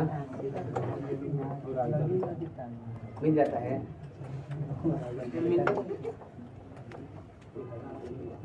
वैसे इन्फिनिटी तक का जो केस होता है वो थोड़ा सा कंफ्यूजिंग होता ही है, बट थोड़ा ध्यान रखिएगा कि वो गलती पैराबोला की नहीं है, हम लोगों की है। तो फिर ऐसा नहीं कि उसको हम यूज कर लें किसी पे, बस इस पर ध्यान दीजिए।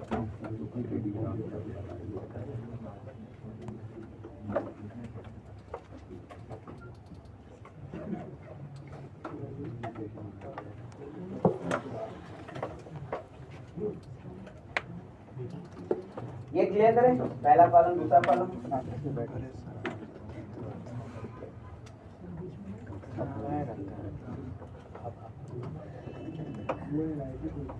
देखो बहुत आसान चीज है, लेकिन समझते रहोगे तो, बात करते रहोगे तो कुछ नहीं होगा।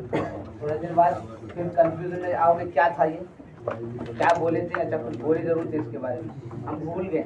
भूलोगे तो ही ना, जब कनेक्टिविटी होगा नहीं तो बोलोगे, दिमाग तुरंत रिजेक्ट करेगा।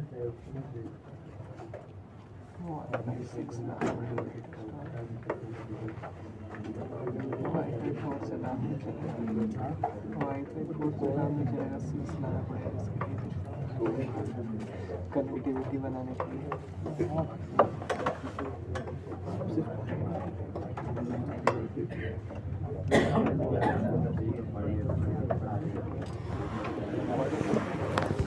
Some important terms.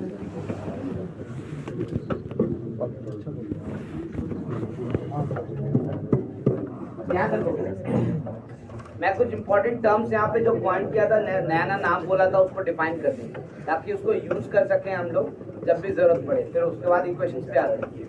मैं क्या सबसे पहला नाम जो हम लोग डिफाइन कर सकते हैं वो है एक्सिस। एक्सिस मतलब कौन एक्सिस? वो रेड लाइन से जो बनाए हैं, करेक्ट ना? कैसे डिफाइन करेंगे? व्हाट इज एक्सिस, ये बताओ। The line which divides the parabola into symmetry, है ना? तो हम लोग लिख सकते हैं, देखो axis the line which divides the parabola in two symmetric parts is known as is the parabola. ठीक है, यानी हर वो लाइन ध्यान रखना, यही नहीं है कोनिक कर्व में ऐसे हमेशा आएगा भाई, ये एक्सिस पैराबोला का है, जो एलिप्स को करेगा वो एलिप्स का है, तो हाइपरबोला को डिवाइड किया वो हाइपरबोला का, करेक्ट, सिमेट्रिक पार्ट में। लेकिन कैलकुलेशन के दौरान इसको निकालेंगे कैसे? तो एक वर्किंग डेफिनेशन भी आप साथ साथ ध्यान रखिएगा। अकेला खाली ये नहीं, इसके साथ वर्किंग डेफिनेशन भी दे रहे हैं। क्या दे रहे हैं हम? The line which is perpendicular to directrix and passes through focus is known as axis of the parabola, है ना? देखो ना, वही लाइन है ना जो कि किसके परपेंडिकुलर है? एक्सिस डायरेक्ट्रिक्स के। और कहाँ से पास कर रहा है? तो फोकस से। तो भाई हर उस लाइन को जो कि परपेंडिकुलर होगा डायरेक्ट्रिक्स के और फोकस से पास करेगा, उसको हम लोग क्या कहेंगे? तो एक्सिस। आपको अगर फोकस और डायरेक्ट्रिक्स देगा तो कैलकुलेशन इसी से होगा, है कि नहीं? हाँ, इसका यूज कहाँ करेंगे? तो इक्वेशन देगा तो यहाँ से यूज करेंगे। तो दोनों इन्फॉर्मेशन हमारे लिए इंपॉर्टेंट है, दोनों डेफिनेशन इंपॉर्टेंट है। वैसे इसको हम लोग वर्किंग डेफिनेशन कहते हैं दूसरे वाले, और पहला वाला जो है वो डेफिनेशन उसका कैरेक्टर का है, क्योंकि हर जगह दिखे।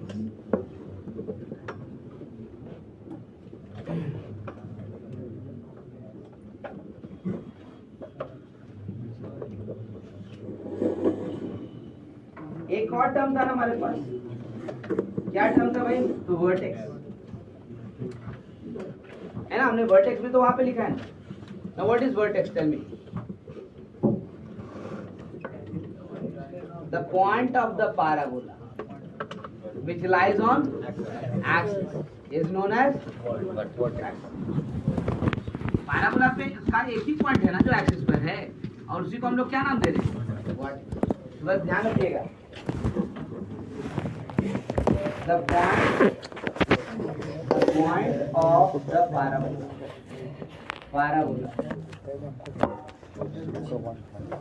which lies on axis is known as vertex, denoted by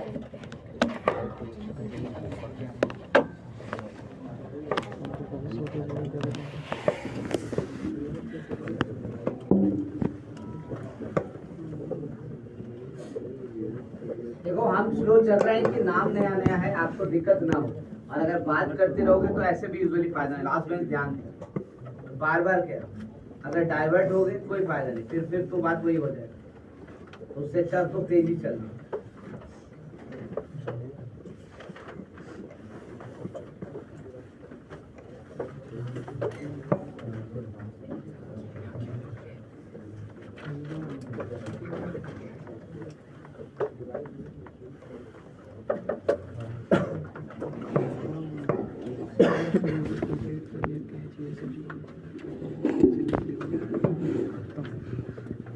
ठीक है, तो ये जो दो टर्म हमने यहाँ डिफाइन किया था, एक्सिस ऑफ द पैराबोला और वर्टेक्स, हमने दोनों वहाँ पे डेफिनेशन में लिख दी ताकि किसी को कोई कंफ्यूजन नहीं रहेगा कि इसको क्या कह रहे हैं, है ना। इसके बाद तो क्लियर है। अब मैं कह रहा हूँ स्टैंडर्ड इक्वेशंस पे हम आते हैं वापस। हमें क्या निकालना है? तो भाई हमें पैराबोला का इक्वेशन चाहिए। एक्स एक्सिस वाई एक्सिस चुन लिए थे, एक्सिस को ही क्या लिए थे? एक्स एक्सिस, और टेंजेंट एट वर्टेक्स को, टेंजेंट एट वर्टेक्स को क्या चुने थे? वाई। इसके कारण वर्टेक्स क्या हो गया? ओरिजिन। अब हमको क्या चाहिए? तो फोकस चाहिए, है ना। तो क्या करें हम भाई स्टैंडर्ड इक्वेशन के लिए? सबसे पहला असम्पशन ध्यान दोगे, let distance between vertex and focus is equal to. क्या हम मान रहे हैं? क्यों? क्योंकि बिना इसके तो आप कुछ कर ही नहीं पाएंगे, है ना। ये तो आपको बताना ही पड़ेगा। और ये क्यों बताना पड़ेगा? तो जरा सोच के देखिएगा। ये पैराबोला का ओपनिंग बता, है ना। कैसे? तो ध्यान से देखो, ये डिस्टेंस इज इक्वल टू ये डिस्टेंस, इक्वल है ना। तो भाई अगर मान लीजिए एक घटा रहे हैं तो ये भी घटेगा। अल्टीमेटली अगर फोकस इस पे आ जाएगा तो क्या होगा? पैराबोला घट के स्ट्रेट हो जाएगा। वो मैं आपको इक्वेशन के थ्रू भी दिखा दूंगा, ठीक है ना, कि कैसे और क्या होगा। लेकिन ध्यान रखिएगा ये बहुत इंपॉर्टेंट है। तो कितना खुलना है ओपन, ये प्रिसाइजली बताना तो पड़ेगा ना। तो कुछ ना कुछ इन्फॉर्मेशन तो चाहिए। उसमें से एक इन्फॉर्मेशन यही है जो हमको दे रहे हैं। क्या मान रहे हैं? तो भाई ds यानी distance between vertex and focus is equal to a। लेकिन जैसे ही ये लिखेंगे हम तो इसका मतलब तो क्लियर है कि फोकस का कोऑर्डिनेट मिल गया। क्या मिल गया? वर्टेक्स क्या था हमारा? ओरिजिन। और फोकस का डिस्टेंस कितना वहां से? a। और किस पर है? X axis. तो फिर कोऑर्डिनेट क्या हुआ? a, है ना। ये मिल गया। एंड आल्सो n भी मिल गया। कैसे? इक्वल डिस्टेंस है। तो उधर अगर वो a है तो इसमें क्या हो जाएगा? माइनस। तो I can write this one is equal to -a, 0। But what is n? तो इसको हम लोग बोलते हैं foot of the direction. Foot of the direction, ध्यान रखोगे। फुट ऑफ द डायरेक्शन का मतलब क्या हुआ? तो डायरेक्ट्रिक्स का इंटरसेक्शन किसके साथ? एक्सिस के साथ, है ना। देखो ना यहाँ पे खड़ा है ना, ना उसका। तो फुट ऑफ द डायरेक्शन, समझ में आया बात? तो उसको से फुट ऑफ द डायरेक्शन बोलते हैं। क्वेश्चन भी ऐसे लिखिएगा, फुट ऑफ द डायरेक्शन, समझ जाना होगा कि मैं उसकी बात कर रहा हूं। Now going for the next. भाई आपको फोकस चाहिए था तो मिल गया, आपको डायरेक्ट्रिक्स चाहिए, कैसे निकालेंगे? तो आपको फुट ऑफ द डायरेक्ट्रिक्स मिला हुआ है और डायरेक्ट्रिक्स जो है वो किसके पैरेलल है? देखो तो वाई एक्सिस है ना। तो I can see directrix is parallel to tangent at what? Directrix किसके पैरेलल है? तो टेंजेंट वर्टेक्स। और वही क्या है हमारे? y एक्सिस, है ना। दैट इज y एक्सिस, यहां लिख देते हैं, that is y axis. y axis का इक्वेशन क्या होता है? x इज इक्वल टू, तो इसका इक्वेशन क्या होगा? x is equal to mu या लैम्डा, क्योंकि कांस्टेंट चेंज। और मिलेगा कैसे लैम्डा? ये बताओ।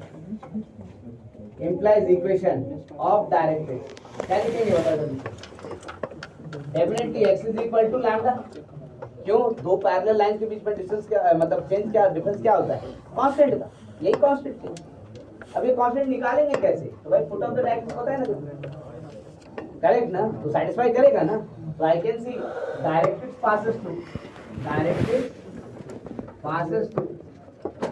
through n -a, 0 implies -a equal to lambda. तो लैम्डा का वैल्यू कितना आ गया? तो फिर इक्वेशन ऑफ डायरेक्ट्रिक्स कितना लिखेंगे आप बताओ? x इज इक्वल टू, यानी x plus a equal to, focus मिल गया, डायरेक्ट्रिक्स मिल गया। तो भाई तो पैराबोला का इक्वेशन तो आप रेडी कीजिए, क्योंकि आप सब कुछ वही दोनों चीज चाहिए था आपको, और तो कुछ मांगे नहीं थे आप क्या बोले थे? हमको फोकस चाहिए और क्या चाहिए? तो कैसे निकाले लोकस ये बताओ। यहाँ फिगर में देखो, यहाँ फिगर में हमको ये वाला पॉइंट है ना, इसका लोकस चाहिए, इसी का लोकस चाहिए।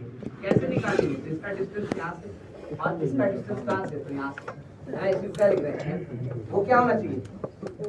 इक्वल, तब ना पैराबोला। दोनों क्या होगा इक्वल, करेक्ट ना। तो लोकस के साथ ये p का, तो p को क्या ले लें x, y। So let p x, y be a point on parabola, ठीक है। इसका मतलब क्या हो गया, तो PS must be equal to, हो गया ना। PS कैसे निकलेगा बताओ, ऐसे है हमारे डिस्टेंस फॉर्मूला।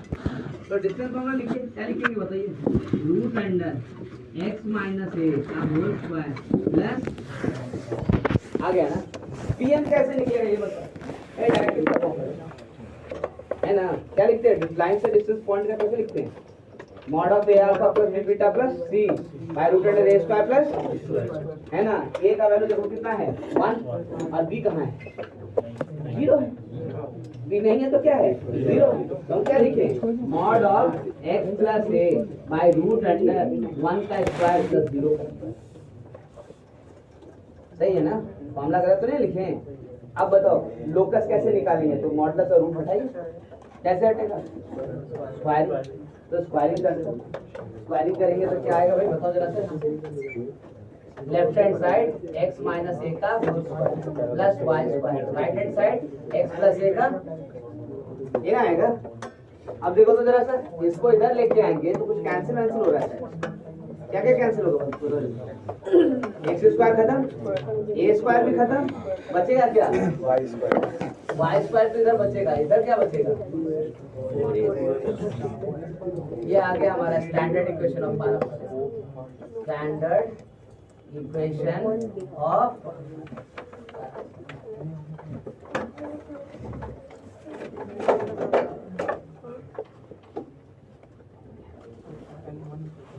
ठीक है। फिर 2 मिनट और फिर नोट कर, क्योंकि पूरी बात कंप्लीट नहीं हुई, किसी और बात करनी क्या मैंने ये कहा कि भाई ठीक है पैराबोला आ गया, अब क्या, तो मैंने आपसे जैसा कहा था कि देखो सब कुछ डिपेंड किस पे कर रहा है, ए पे, है ना। अब जरा सोचो ये ए जो डिस्टेंस इसको 0 बना दे, ये फोकस किस पे चला जाएगा, एड्रेस पे, है ना। उस केस में ए 0 लिखने के यहाँ पे इक्वेशन क्या बन जाएगा, y इक्वल टू 0, वही ये वाला लाइन का इक्वेशन है ना। तो मैंने वही तो कहा है कि पैराबोला का ओपनिंग बता रहा है, ये जितना बड़ा लोगे पैराबोला उतना बड़ा मुख खुलेगा, जितना छोटा लेंगे उतना ही बंद, करेक्ट ना। तो डेफिनेटली एक स्ट्रेट लाइन बन जाएगा जब फोकस किस पे चला जाए, फिर उस केस में तो ये मिलेगा ही नहीं ना, ठीक है। सो इन दैट केस पैराबोला बनेगा ही नहीं जब फोकस किस पे चला जाए, है ना। तो पैराबोला तभी बनेगा जब फोकस डायरेक्ट इस पे लाई नहीं करेगा, यानी एक कुछ ना कुछ होना चाहिए। लेकिन आप जरा सोचो इतना इंपॉर्टेंट है तो डेफिनेटली आपको बोलेगा कि नहीं हमको इसका ओपनिंग भी मेजर करना है, कितना खुला हो, ठीक है। तो कैसे मेजर करे भाई, कैसे मेजर करे, जरा सोच के देखो कैसे मेजर किया जाए। कुछ आदमी बोलेगा देखो हम यहाँ मेजर करेंगे, ऐसे मेजर करते चलेगा काम, ऐसे मेजर करते, तो बोले नहीं हम तो कोई बोलेगा हम यहाँ मेजर करेंगे ऐसे, तो भाई हर आदमी का अपना स्केल थोड़ी रहने देंगे हम, ठीक है। तो हमको क्या करना पड़ेगा, कोई फिक्स पॉइंट जहाँ पे आप मेजर करोगे, है ना, कौन सा पॉइंट फिक्स है, तो हमको ये वाला लाइन की जरूरत है, देखो हमको ये वाला लाइन की जरूरत है, दिस इज इम्पोर्टेंट, ये वाला लाइन, और ये परपेंडिकुलर भी होना चाहिए। क्यों परपेंडिकुलर होना चाहिए, नहीं तो फिर ओपनिंग कैसे पता चलेगा, है ना। परपेंडिकुलर इसलिए क्योंकि ये लाइन जो है सिमेट्रिकली डिवाइड करना फिगर को, तो ये लाइन भी तुम्हारे जितना ऊपर मेजरमेंट होगा उतना ही, तो क्या परपेंडिकुलर नहीं है, नहीं लेना पड़ेगा ना, ये परपेंडिकुलर होना चाहिए, ठीक है। तो ये लाइन हमारे लिए मेजरिंग लाइन होगी, करेक्ट ना। तो इसको भी एक नाम देना पड़ेगा, बिना नाम दिए हम आगे नहीं बढ़ सकते, करेक्ट ना। तो इसको हम लोग नाम क्या देते हैं, मैं इसको फिर लिख रहा हूँ, देखो इसको नाम देते हैं हम लोग लैटस रेक्टम, इसको हम लोग कहेंगे क्या, इस वाले लाइन पर ध्यान रखो, इस वाले लाइन पर लैटस,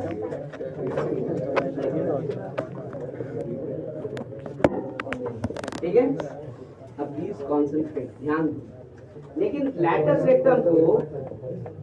रेक्टम को डिफाइन तो कर सकते हैं हम लोग, it is what, line which is parallel to what, tangent vertex और directrix passing through what, focus. भाई उससे हम इंटरेस्टेड नहीं है, इंटरेस्टेड किससे है, तो लेंथ ऑफ लैटस रेक्टम, वही ना ओपनिंग बताएगा, है ना। वो कैसे निकाला जाएगा भाई, पहले हम डिफाइन करो बाद में निकालो, तो डिफाइन कर लेते पहले बाद में बात करेंगे। है ना। तो लैटिस सिस्टम को डिफाइन करने के लिए हम अनदर दो टर्म को डिफाइन कर रहे हैं, ध्यान दो। ब्लैक पेन से जब लिख रहे हैं तो टर्म्स की बातें कर रहे हैं, ध्यान रखो। दो चीज और डिफाइन करें क्योंकि क्वेश्चन में उसका इस्तेमाल करेगा और वो फिक्सेशन यहाँ भी जरूरी है। एक टर्म जिसको हम लोग बोलते हैं फोकल कॉर्ड। फोकल कॉर्ड ये क्या होता है? ये सिंपल चीज है, ये तो सबको पता होगा। A chord to the parabola which passes through is known as focal. Chord to the parabola which passes through focus is known as focal chord. ठीक है, लेकिन एक प्रॉब्लम ये खड़ा है, देखो फोकल कॉर्ड बहुत तरीके का हो सकता है। इसको भी फोकल कॉर्ड कह सकते हैं, देखो ना ऐसे पास करेगा, फोकल कॉर्ड नहीं है कि नहीं? Yes, लेकिन ये हमारा डाटा सिस्टम नहीं हो सकता, है ना। तो भाई कैसा फोकल कॉर्ड डाटा सिस्टम होगा? परपेंडिकुलर। किसमें परपेंडिकुलर? तो इसको नाम देना, है कि नहीं? इस तरह के मतलब नॉर्मली इस तरीके को हम लोग यहाँ पे जो देख रहे हैं तो ये दिख रहा है कि वाई एक्सिस जो है वो डबल है, देखो, और वाई एक्सिस को हम लोग क्या बोलते हैं? ऑर्डिनेट।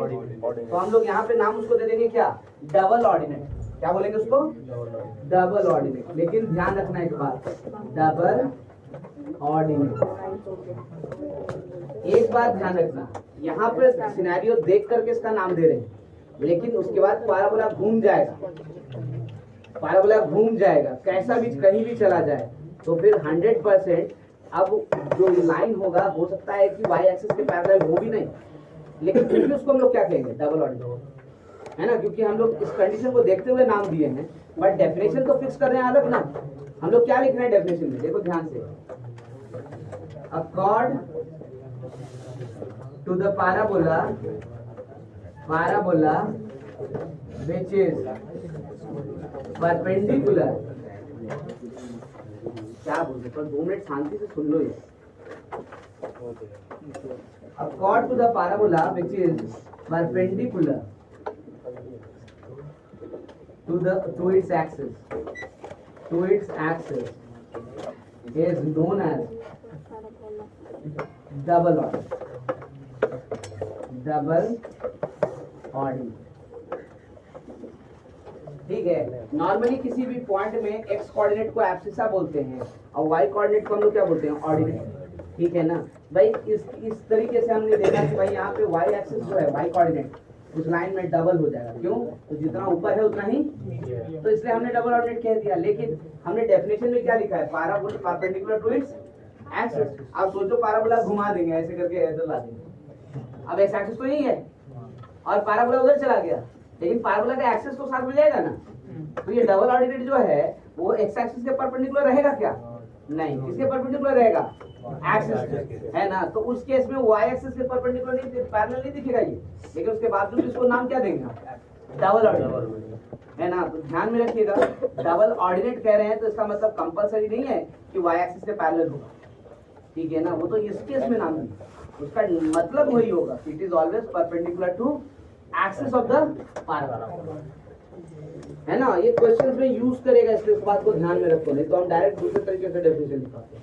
ये सब टर्म का इस्तेमाल होता है, तो कहीं कंफ्यूजन ना पड़ जाए, इसलिए सबको यहीं पे बता रहे। Now the final thing, length of latus rectum, अभी लेंथ निकालना, latus rectum. Now what is latus rectum? So by definitely a focal chord which is also a double ordinate. ठीक है, so a focal chord which is also a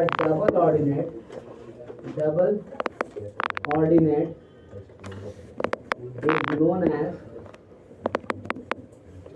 latus rectum.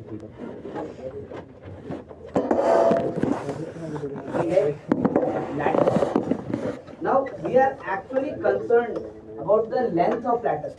हमको ये length चाहिए। यहाँ पे इस point को हम L कहते हैं, इस पॉइंट को हम L डैश कहते हैं। हमको एल और एल डैश चाहिए, है ना। कैसे कैलकुलेट होगा जरा ये सोचो।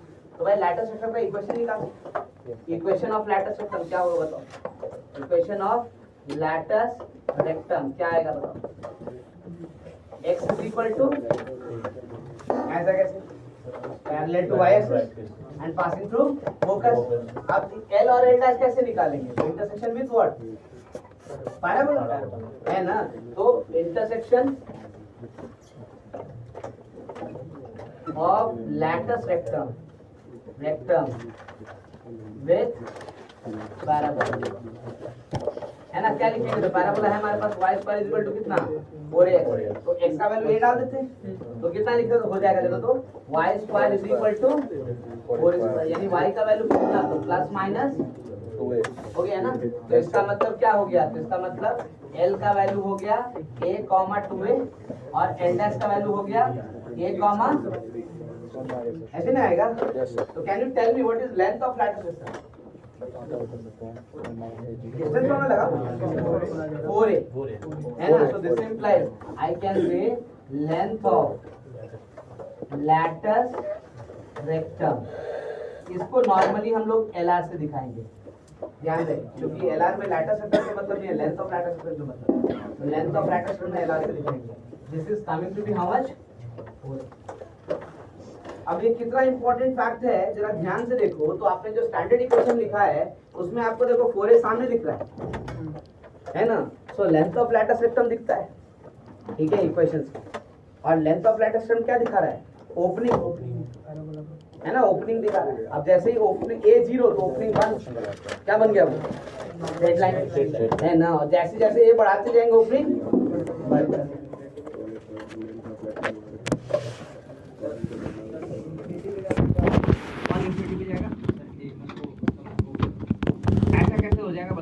फोकस अगर इंफिनिटी पे चला जाएगा तो तुम लोकेट भी कर पाओगे, वो तो सीधा सीधा y एक्सिस बन जाएगा, नहीं बन जाएगा।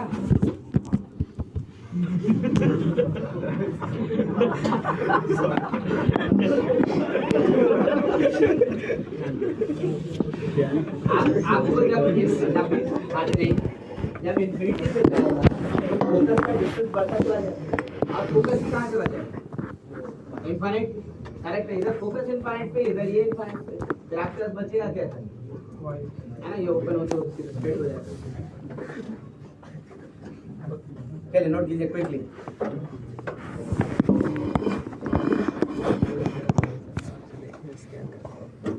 आई होप टर्म सबको समझ में आया है क्या था और याद हुआ है, क्योंकि क्वेश्चंस तो उसी के रिगार्डिंग बोल देगा, सीधा सीधा टर्म का नाम यूज कर देगा।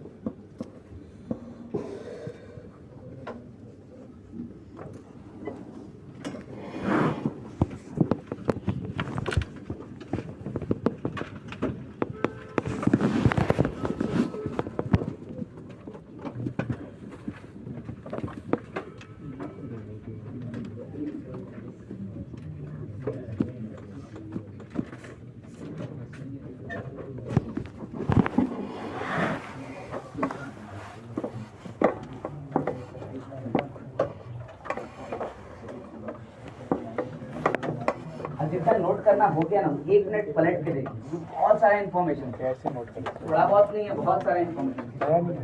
पलट के देखिए, उसके बाद हम कुछ और बात करेंगे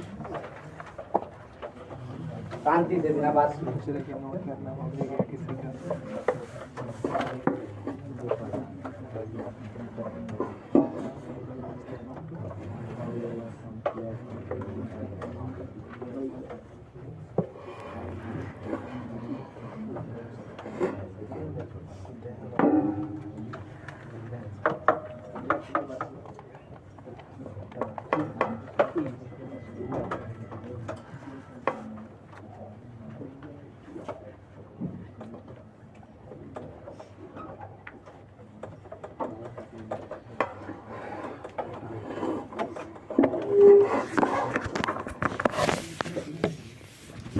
देख लेते हैं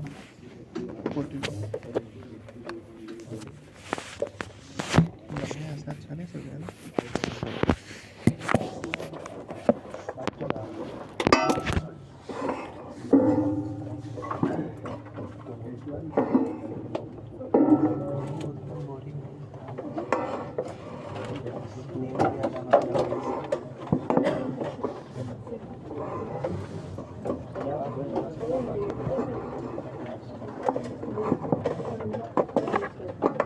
आते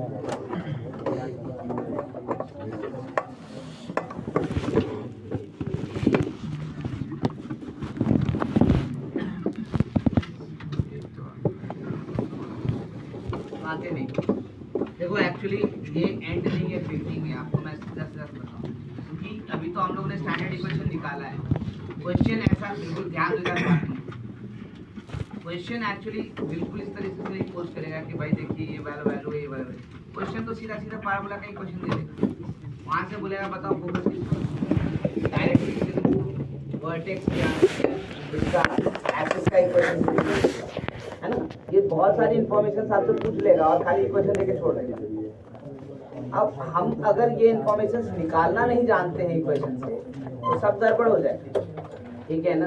तो सबसे पहले हमको जो सीखना है वो है बैकवर्ड कैलकुलेशन, यानी ये इक्वेशन निकालना नहीं, इक्वेशन दिया हुआ है तो ये सारा इंफॉर्मेशन वापस निकाल, ठीक है ना। तो भाई हम सबसे पहले उसी पर टारगेट करेंगे। जब वो हम लोग कंफर्म हो जाएंगे कि किसी तरह के पाराबोला पे भी कर निकाल सकते हैं, तब फिर आगे बढ़े, है ना। ध्यान में रखिएगा, कई चीज उससे आसान हो जाएगी। क्यों? रटना नहीं पड़ेगा, सोचना नहीं पड़ेगा कि भाई पाराबोला ऐसे है तो ये रखेंगे, वो ऐसे है तो वो रखेंगे, नहीं। तब पाराबोला एक डेफिनेशन याद रखना, डेफिनेशन से हम काम करेंगे, कहीं पर भी कुछ भी नहीं। स्ट्रक्चर बेसिस कोई बात नहीं। क्या बोल रहे हो? फिगर क्या करें? हाँ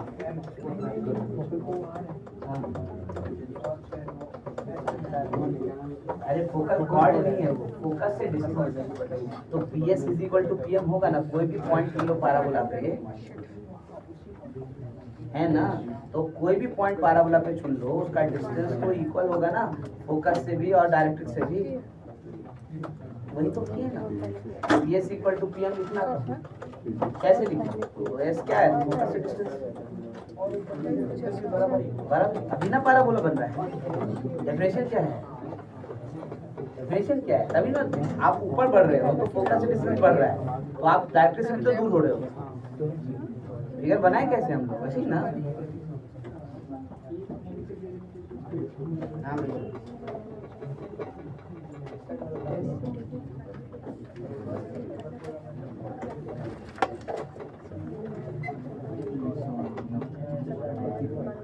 क्लियर करे बोलो बोर्ड को। इधर ये वाला सेक्शन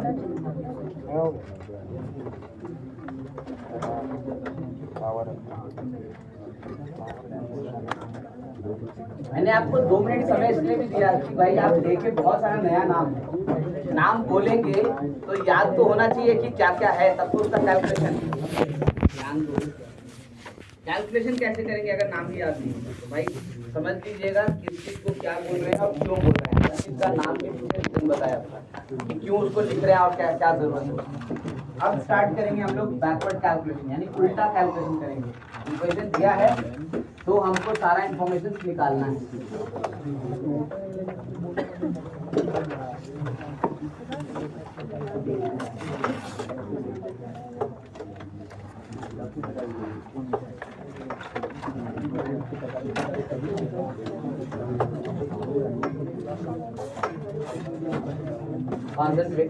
तरीका आपको बता रहे हैं किसी इक्वेशन में, क्योंकि ये सारा इंफॉर्मेशन ऑलरेडी हमारे पास है तो क्रॉस चेक होता रहेगा कि हम निकाल रहे हैं वो सही निकाल रहे हैं।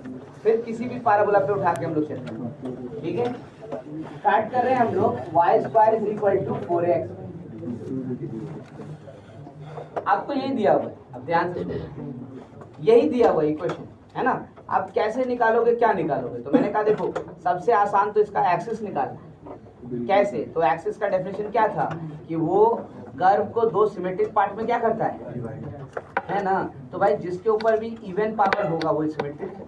कैसे, तो देखो ना यहाँ y² लिखो, y के जगह +2 लिखो या -2 लिखो, कोई फर्क पड़ेगा क्या। +3 लिखे या -3 लिखे, कोई फर्क पड़ेगा क्या। मतलब 0 से जितना बड़ा हो 0 से उतना ही, कोई फर्क। तो सिमेट्रिक किसके अलॉन्ग हुआ, y = 0। तो एक्सिस कौन होना चाहिए, y = 0 होगा कि नहीं होगा। तो ये पहचाना बहुत आसान है। कैसे, तो जिसके ऊपर भी होल स्क्वायर है उसी को किससे इक्वेट करते हैं?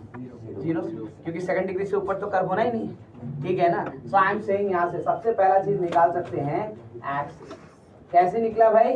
I am writing y equal to 0, है ना, जिसके ऊपर भी क्या है? होल स्क्वायर, है ना। कौन सा डेफिनेशन यूज किया? डेफिनेशन यूज किया, ध्यान रखो, क्योंकि y इक्वल टू 0 से सिमेट्रिक है। देखो ना, ऊपर जाएंगे तो y को 2 लिखते हैं, तो नीचे जाएंगे तो y को -2 लिखेंगे। इक्वल डिस्टेंस, देखो वैल्यू कितना हो जाएगा? y स्क्वायर सेम, है ना, वैल्यू नहीं करेगा, तो दैट इज सिमेट्रिकली डिवाइड किया, इसलिए y इक्वल टू 0 का क्या हो गया? आप ज्यादा नहीं सोचिए, पूरे कोनिक कर्व में जहां भी स्क्वायर है उसको 0 से इक्वेट कीजिए, वो हमारा क्या हो गया? एक्सिस, ठीक है। Next one, tangent and vertex, ये निकाल सकते हैं। ये कैसे निकाल सकते हैं ये बताइए भाई। इस इक्वेशन में एक होल स्क्वायर होगा और एक होगा जिसमें होल स्क्वायर नहीं होगा। जिसमें होल स्क्वायर नहीं होगा उसको 0 से इक्वेट कर लो, वो क्या देगा आपको? Tangent and vertex. तो यहाँ कौन सा टर्म है देखो तो I can write x is equal to, ठीक है। तो ये दो चीज तो तुरंत दिख गया ना, इक्वेशन मिलते दिखेगा, किसके ऊपर स्क्वायर है किसके ऊपर स्क्वायर नहीं है। जिसके ऊपर स्क्वायर है वो क्या है? एक्सिस। जिसके ऊपर स्क्वायर नहीं है वो क्या है? टैंजेंट। ये तो दिक्कत नहीं होगा, ठीक है ना। अच्छा, तीसरा चीज भी हम तुरंत निकाल सकते हैं, दैट इज वर्टेक्स। ये कैसे निकालेंगे बताओ? अरे इन दोनों का इंटरसेक्शन है ना, so that is intersection between, ध्यान दोगे, intersection between axis and tangent eight vertex. भाई हम ज्यादा नहीं सोच रहे, इन दोनों का इंटरसेक्शन, यानी वर्टेक्स क्या हो गया यहाँ से? 0, आ गया ना। थर्ड, फोर्थ वन, ये भी और चीज निकाल सकते हैं क्या भाई? तो ध्यान से देखिएगा, आप ये एक्सिस को दिखा रहा है, ये टैंजेंट वर्टेक्स को दिखा रहा है, और ये पार्ट क्या दिखा रहा है? लेंथ ऑफ लैटस, है ना। तो ये चीज भी हम लिख सकते हैं, लेंथ ऑफ लैटस। देखो ये ना डिनोट किए थे, कितना हो जाएगा यहाँ से? देखो तो, मतलब इक्वेशन में 3 पार्ट में डिवाइड कर दिया इक्वेशन, एक एक्सिस का, दूसरा टैंजेंट वर्टेक्स का, और तीसरा जो कांस्टेंट बचा वो क्या है? लेंथ ऑफ लैटस, है ना। तो ये 4 इंफॉर्मेशन की तो पेन की जरूरत नहीं पड़नी चाहिए, तुरंत दिखेगा। 5वां इंफॉर्मेशन जो इंपॉर्टेंट है हमारे लिए, दैट इज फोकस। फोकस कैसे निकालेंगे अब ये जरा सोचो। तो इस फिगर को ध्यान रखना, फोकस जो है किस पे लाई कर रहा है? देखो एक्सिस पे, है ना। तो पहला इंफॉर्मेशन तो यही, focus always lies on the axis. इसका मतलब फोकस का कोऑर्डिनेट कितना लिख सकते हैं? जरा सोचो ध्यान से, फोकस का कोऑर्डिनेट कितना लिख सकते हैं? तो एक्सिस तो पता है कितना है, तो मतलब y कोऑर्डिनेट 0 होगा, तो x कोऑर्डिनेट क्या होगा? तो नहीं पता, तो लैम्डा लिखेंगे। क्या लिखेंगे? लैम्डा कॉमा, ठीक है। एक दूसरा इंफॉर्मेशन और याद रखना, तो फोकस निकल जाएगा। 2 चीज, एक तो पहला information focus always lies on axis, तो एक कोऑर्डिनेट मिल गया, और दूसरा distance between vertex and focus is always equal to LR/4। जो भी LR आया होगा उसको 4 से डिवाइड करना, तो डिस्टेंस किसके बीच का मिल जाएगा? वर्टेक्स एंड फोकस, है ना। नाउ अब देखो, वर्टेक्स ऑलरेडी पता है और फोकस हमको निकालना है, अननोन एक ही बचा ना। यहाँ से जरा सोच के देखो क्या होगा, यहाँ से और फायदा होता है। ये डिस्टेंस फॉर्मूला लगाएंगे, तो I can C lambda minus 0 का स्क्वायर प्लस 0 माइनस 0 का स्क्वायर इज इक्वल टू, यहाँ से क्या आ जाएगा? आएगा ना। एक्चुअल में आप जब कैलकुलेट करोगे तो मॉड लैम्डा इक्वल टू आएगा, ये नहीं आएगा खाली, है ना, क्योंकि रूट अंडर एक लैम्डा स्क्वायर है ना। यहाँ से लैम्डा का वैल्यू आपको 1 नहीं, कितना मिलेगा? 2, है ना। ऐसा क्यों? तो भाई एक फोकस होगा और दूसरा foot of the direct, equidistant है ना दोनों, लेकिन कौन फोकस होगा ये कैसे डिसाइड करेंगे हम? यहाँ तो फिगर है, पहले से जानते हैं तो बोल देंगे, हर बार कैसे बोलेंगे? तो हमने बोला उसके लिए इस इक्वेशन को ध्यान देना। देखो फिगर जिधर है उधर ही फोकस है, और डायरेक्ट्रिक्स उधर है जिधर फिगर हमारा नहीं है, करेक्ट ना। तो फिगर है मतलब साइन, सेम साइन होना चाहिए, तो इधर y स्क्वायर ऑलवेज पॉजिटिव है, तो 4x जिसके लिए पॉजिटिव हो वो फोकस देगा, करेक्ट ना। मैं यहाँ बार बार लिख रहा हूँ, देखो फॉर फोकस क्या करेंगे, कैसे चेक करेंगे भाई? बाद में तो लोकेशन ऑफ पॉइंट बताएंगे तो और आसान हो जाएगा, लेकिन अभी नहीं बताया तो फिलहाल इसको यूज करें, करेक्ट ना। हम क्या कह रहे हैं, तो y स्क्वायर तो पॉजिटिव है ना, तो 4ax भी क्या होना चाहिए, है ना। अब 4ax मतलब x की जगह क्या रखेंगे, लैम्डा की जगह a रखें या माइनस a, तो फोकस हो गया हमारा a, c। तो व्हाट इज माइनस a, 0, तो भाई इसको हम लोग n लिखते हैं, that is it is nothing but foot of the क्या, डायरेक्ट। ठीक है, ये बात ध्यान में रखो। नाउ 6 डायरेक्ट्रिक्स हमको ये भी निकालना है, ये कैसे निकालेंगे भाई। तो अब इसके लिए इन दो इन्फॉर्मेशन, एक तो फुट ऑफ द डायरेक्ट्रिक्स मिला हुआ है तो उसको तो नहीं भी लिखें तो चलेगा था, लेकिन दूसरा तो चाहिए क्या भाई, तो हम लिख रहे हैं देखो, directrix is always parallel to tangent at vertex, है ना। यही ना इन्फॉर्मेशन दिखता रहता है यहाँ पे, देखो ना, दिख रहा है ना। तो भाई उसका इक्वेशन क्या बनेगा इस हिसाब से, x is equal to mu, constant change कर दो, म्यू निकालेंगे कैसे, n foot of the directrix, है ना।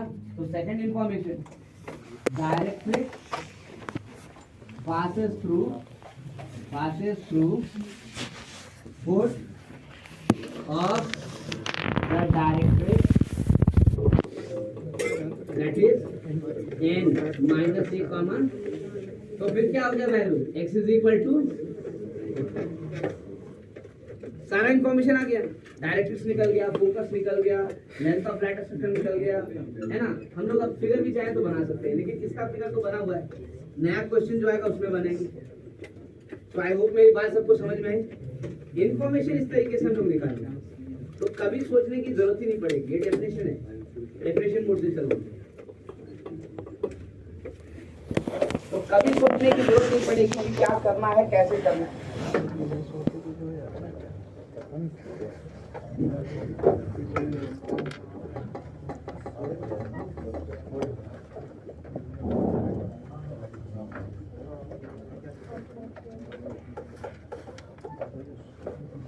अच्छा, आप नोट करना, मैं एक क्वेश्चन लेकर दिखाता हूँ क्योंकि टाइम की कमी है, ये तो देते समय उसके बाद अब करते। जरा सा सुन लो, देख लो क्वेश्चन में, क्योंकि एक तो ऑलरेडी निकाले थे ना, कुछ नया करने की कोशिश करते हैं। I am writing x square is equal to 16y minus 1, ठीक है। अब हम ये कह रहे हैं कि भाई इसके अंदर, अब प्लीज ध्यान दो, इसके अंदर कैसे निकाले सब इन्फॉर्मेशन, बहुत आसान है। या फिर एक काम करो, इसको भी थोड़ा चेंज करो, इसको x माइनस 2 का होल ऐसे लिख लो। अब बोले जब कैसे निकाला जाए, तो भाई सबसे पहले क्या निकालेंगे बताओ, एक्सिस का इक्वेशन क्या होगा,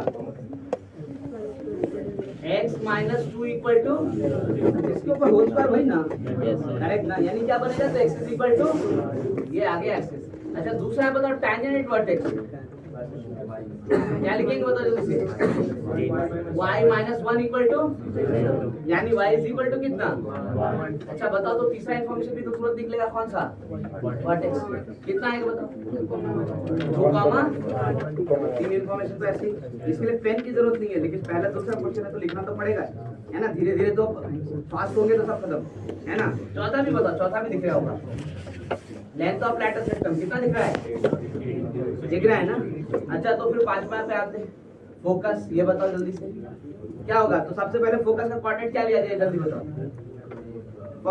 focus always lies on axis, तो व्हाट इज एक्सिस, है ना। तो क्या लिखेंगे, तो एक्स कोऑर्डिनेट 2 होगा और वाई कोऑर्डिनेट नहीं पता तो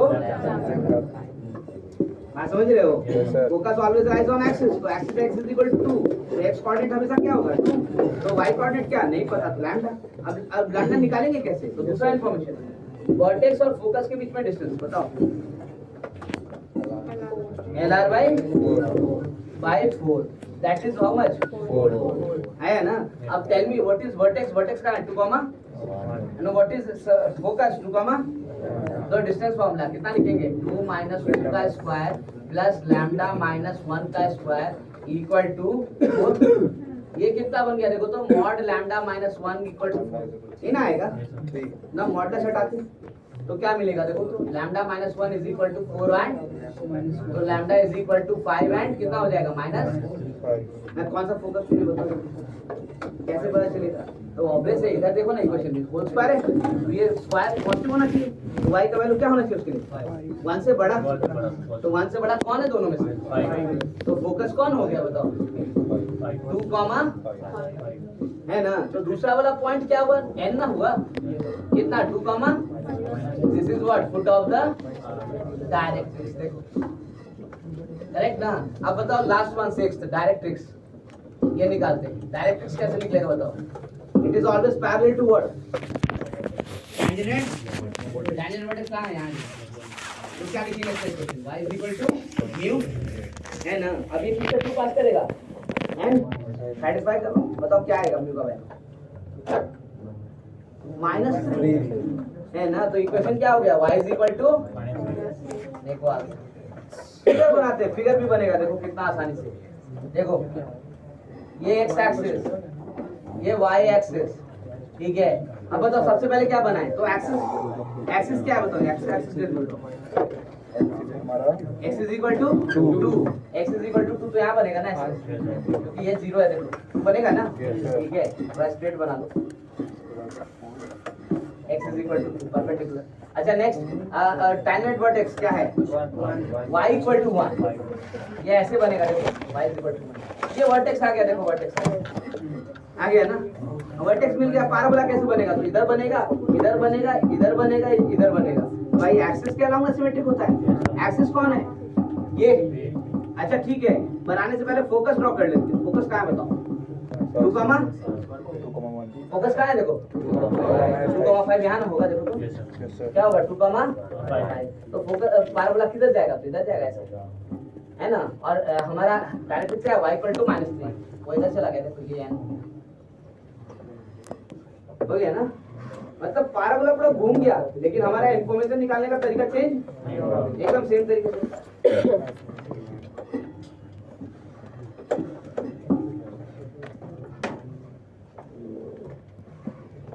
अगर ये एग्जाम्पल अभी नहीं दिखाते तो फिर भूल जाते, फिर अगला क्लास में फिर बोलते तो फिर क्या कर रहे हैं आप।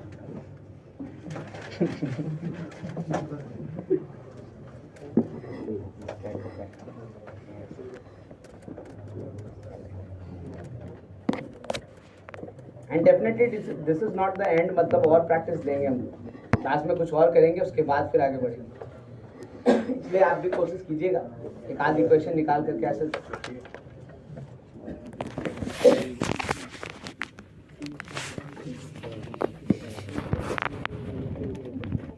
सही होंगे।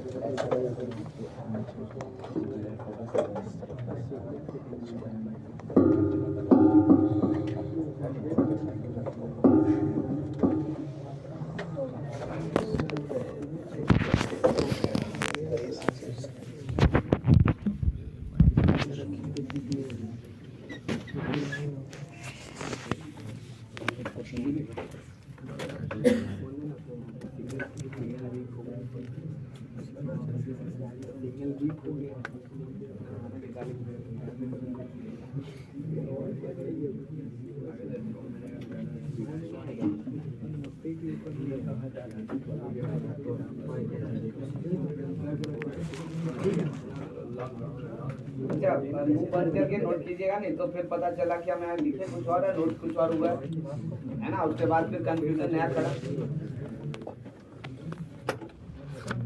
नेक्स्ट क्लास में प्रैक्टिस और करेंगे, पहले इक्वेशन निकालने का और उसके बाद फिर हम लोग प्रैक्टिस करते आएंगे।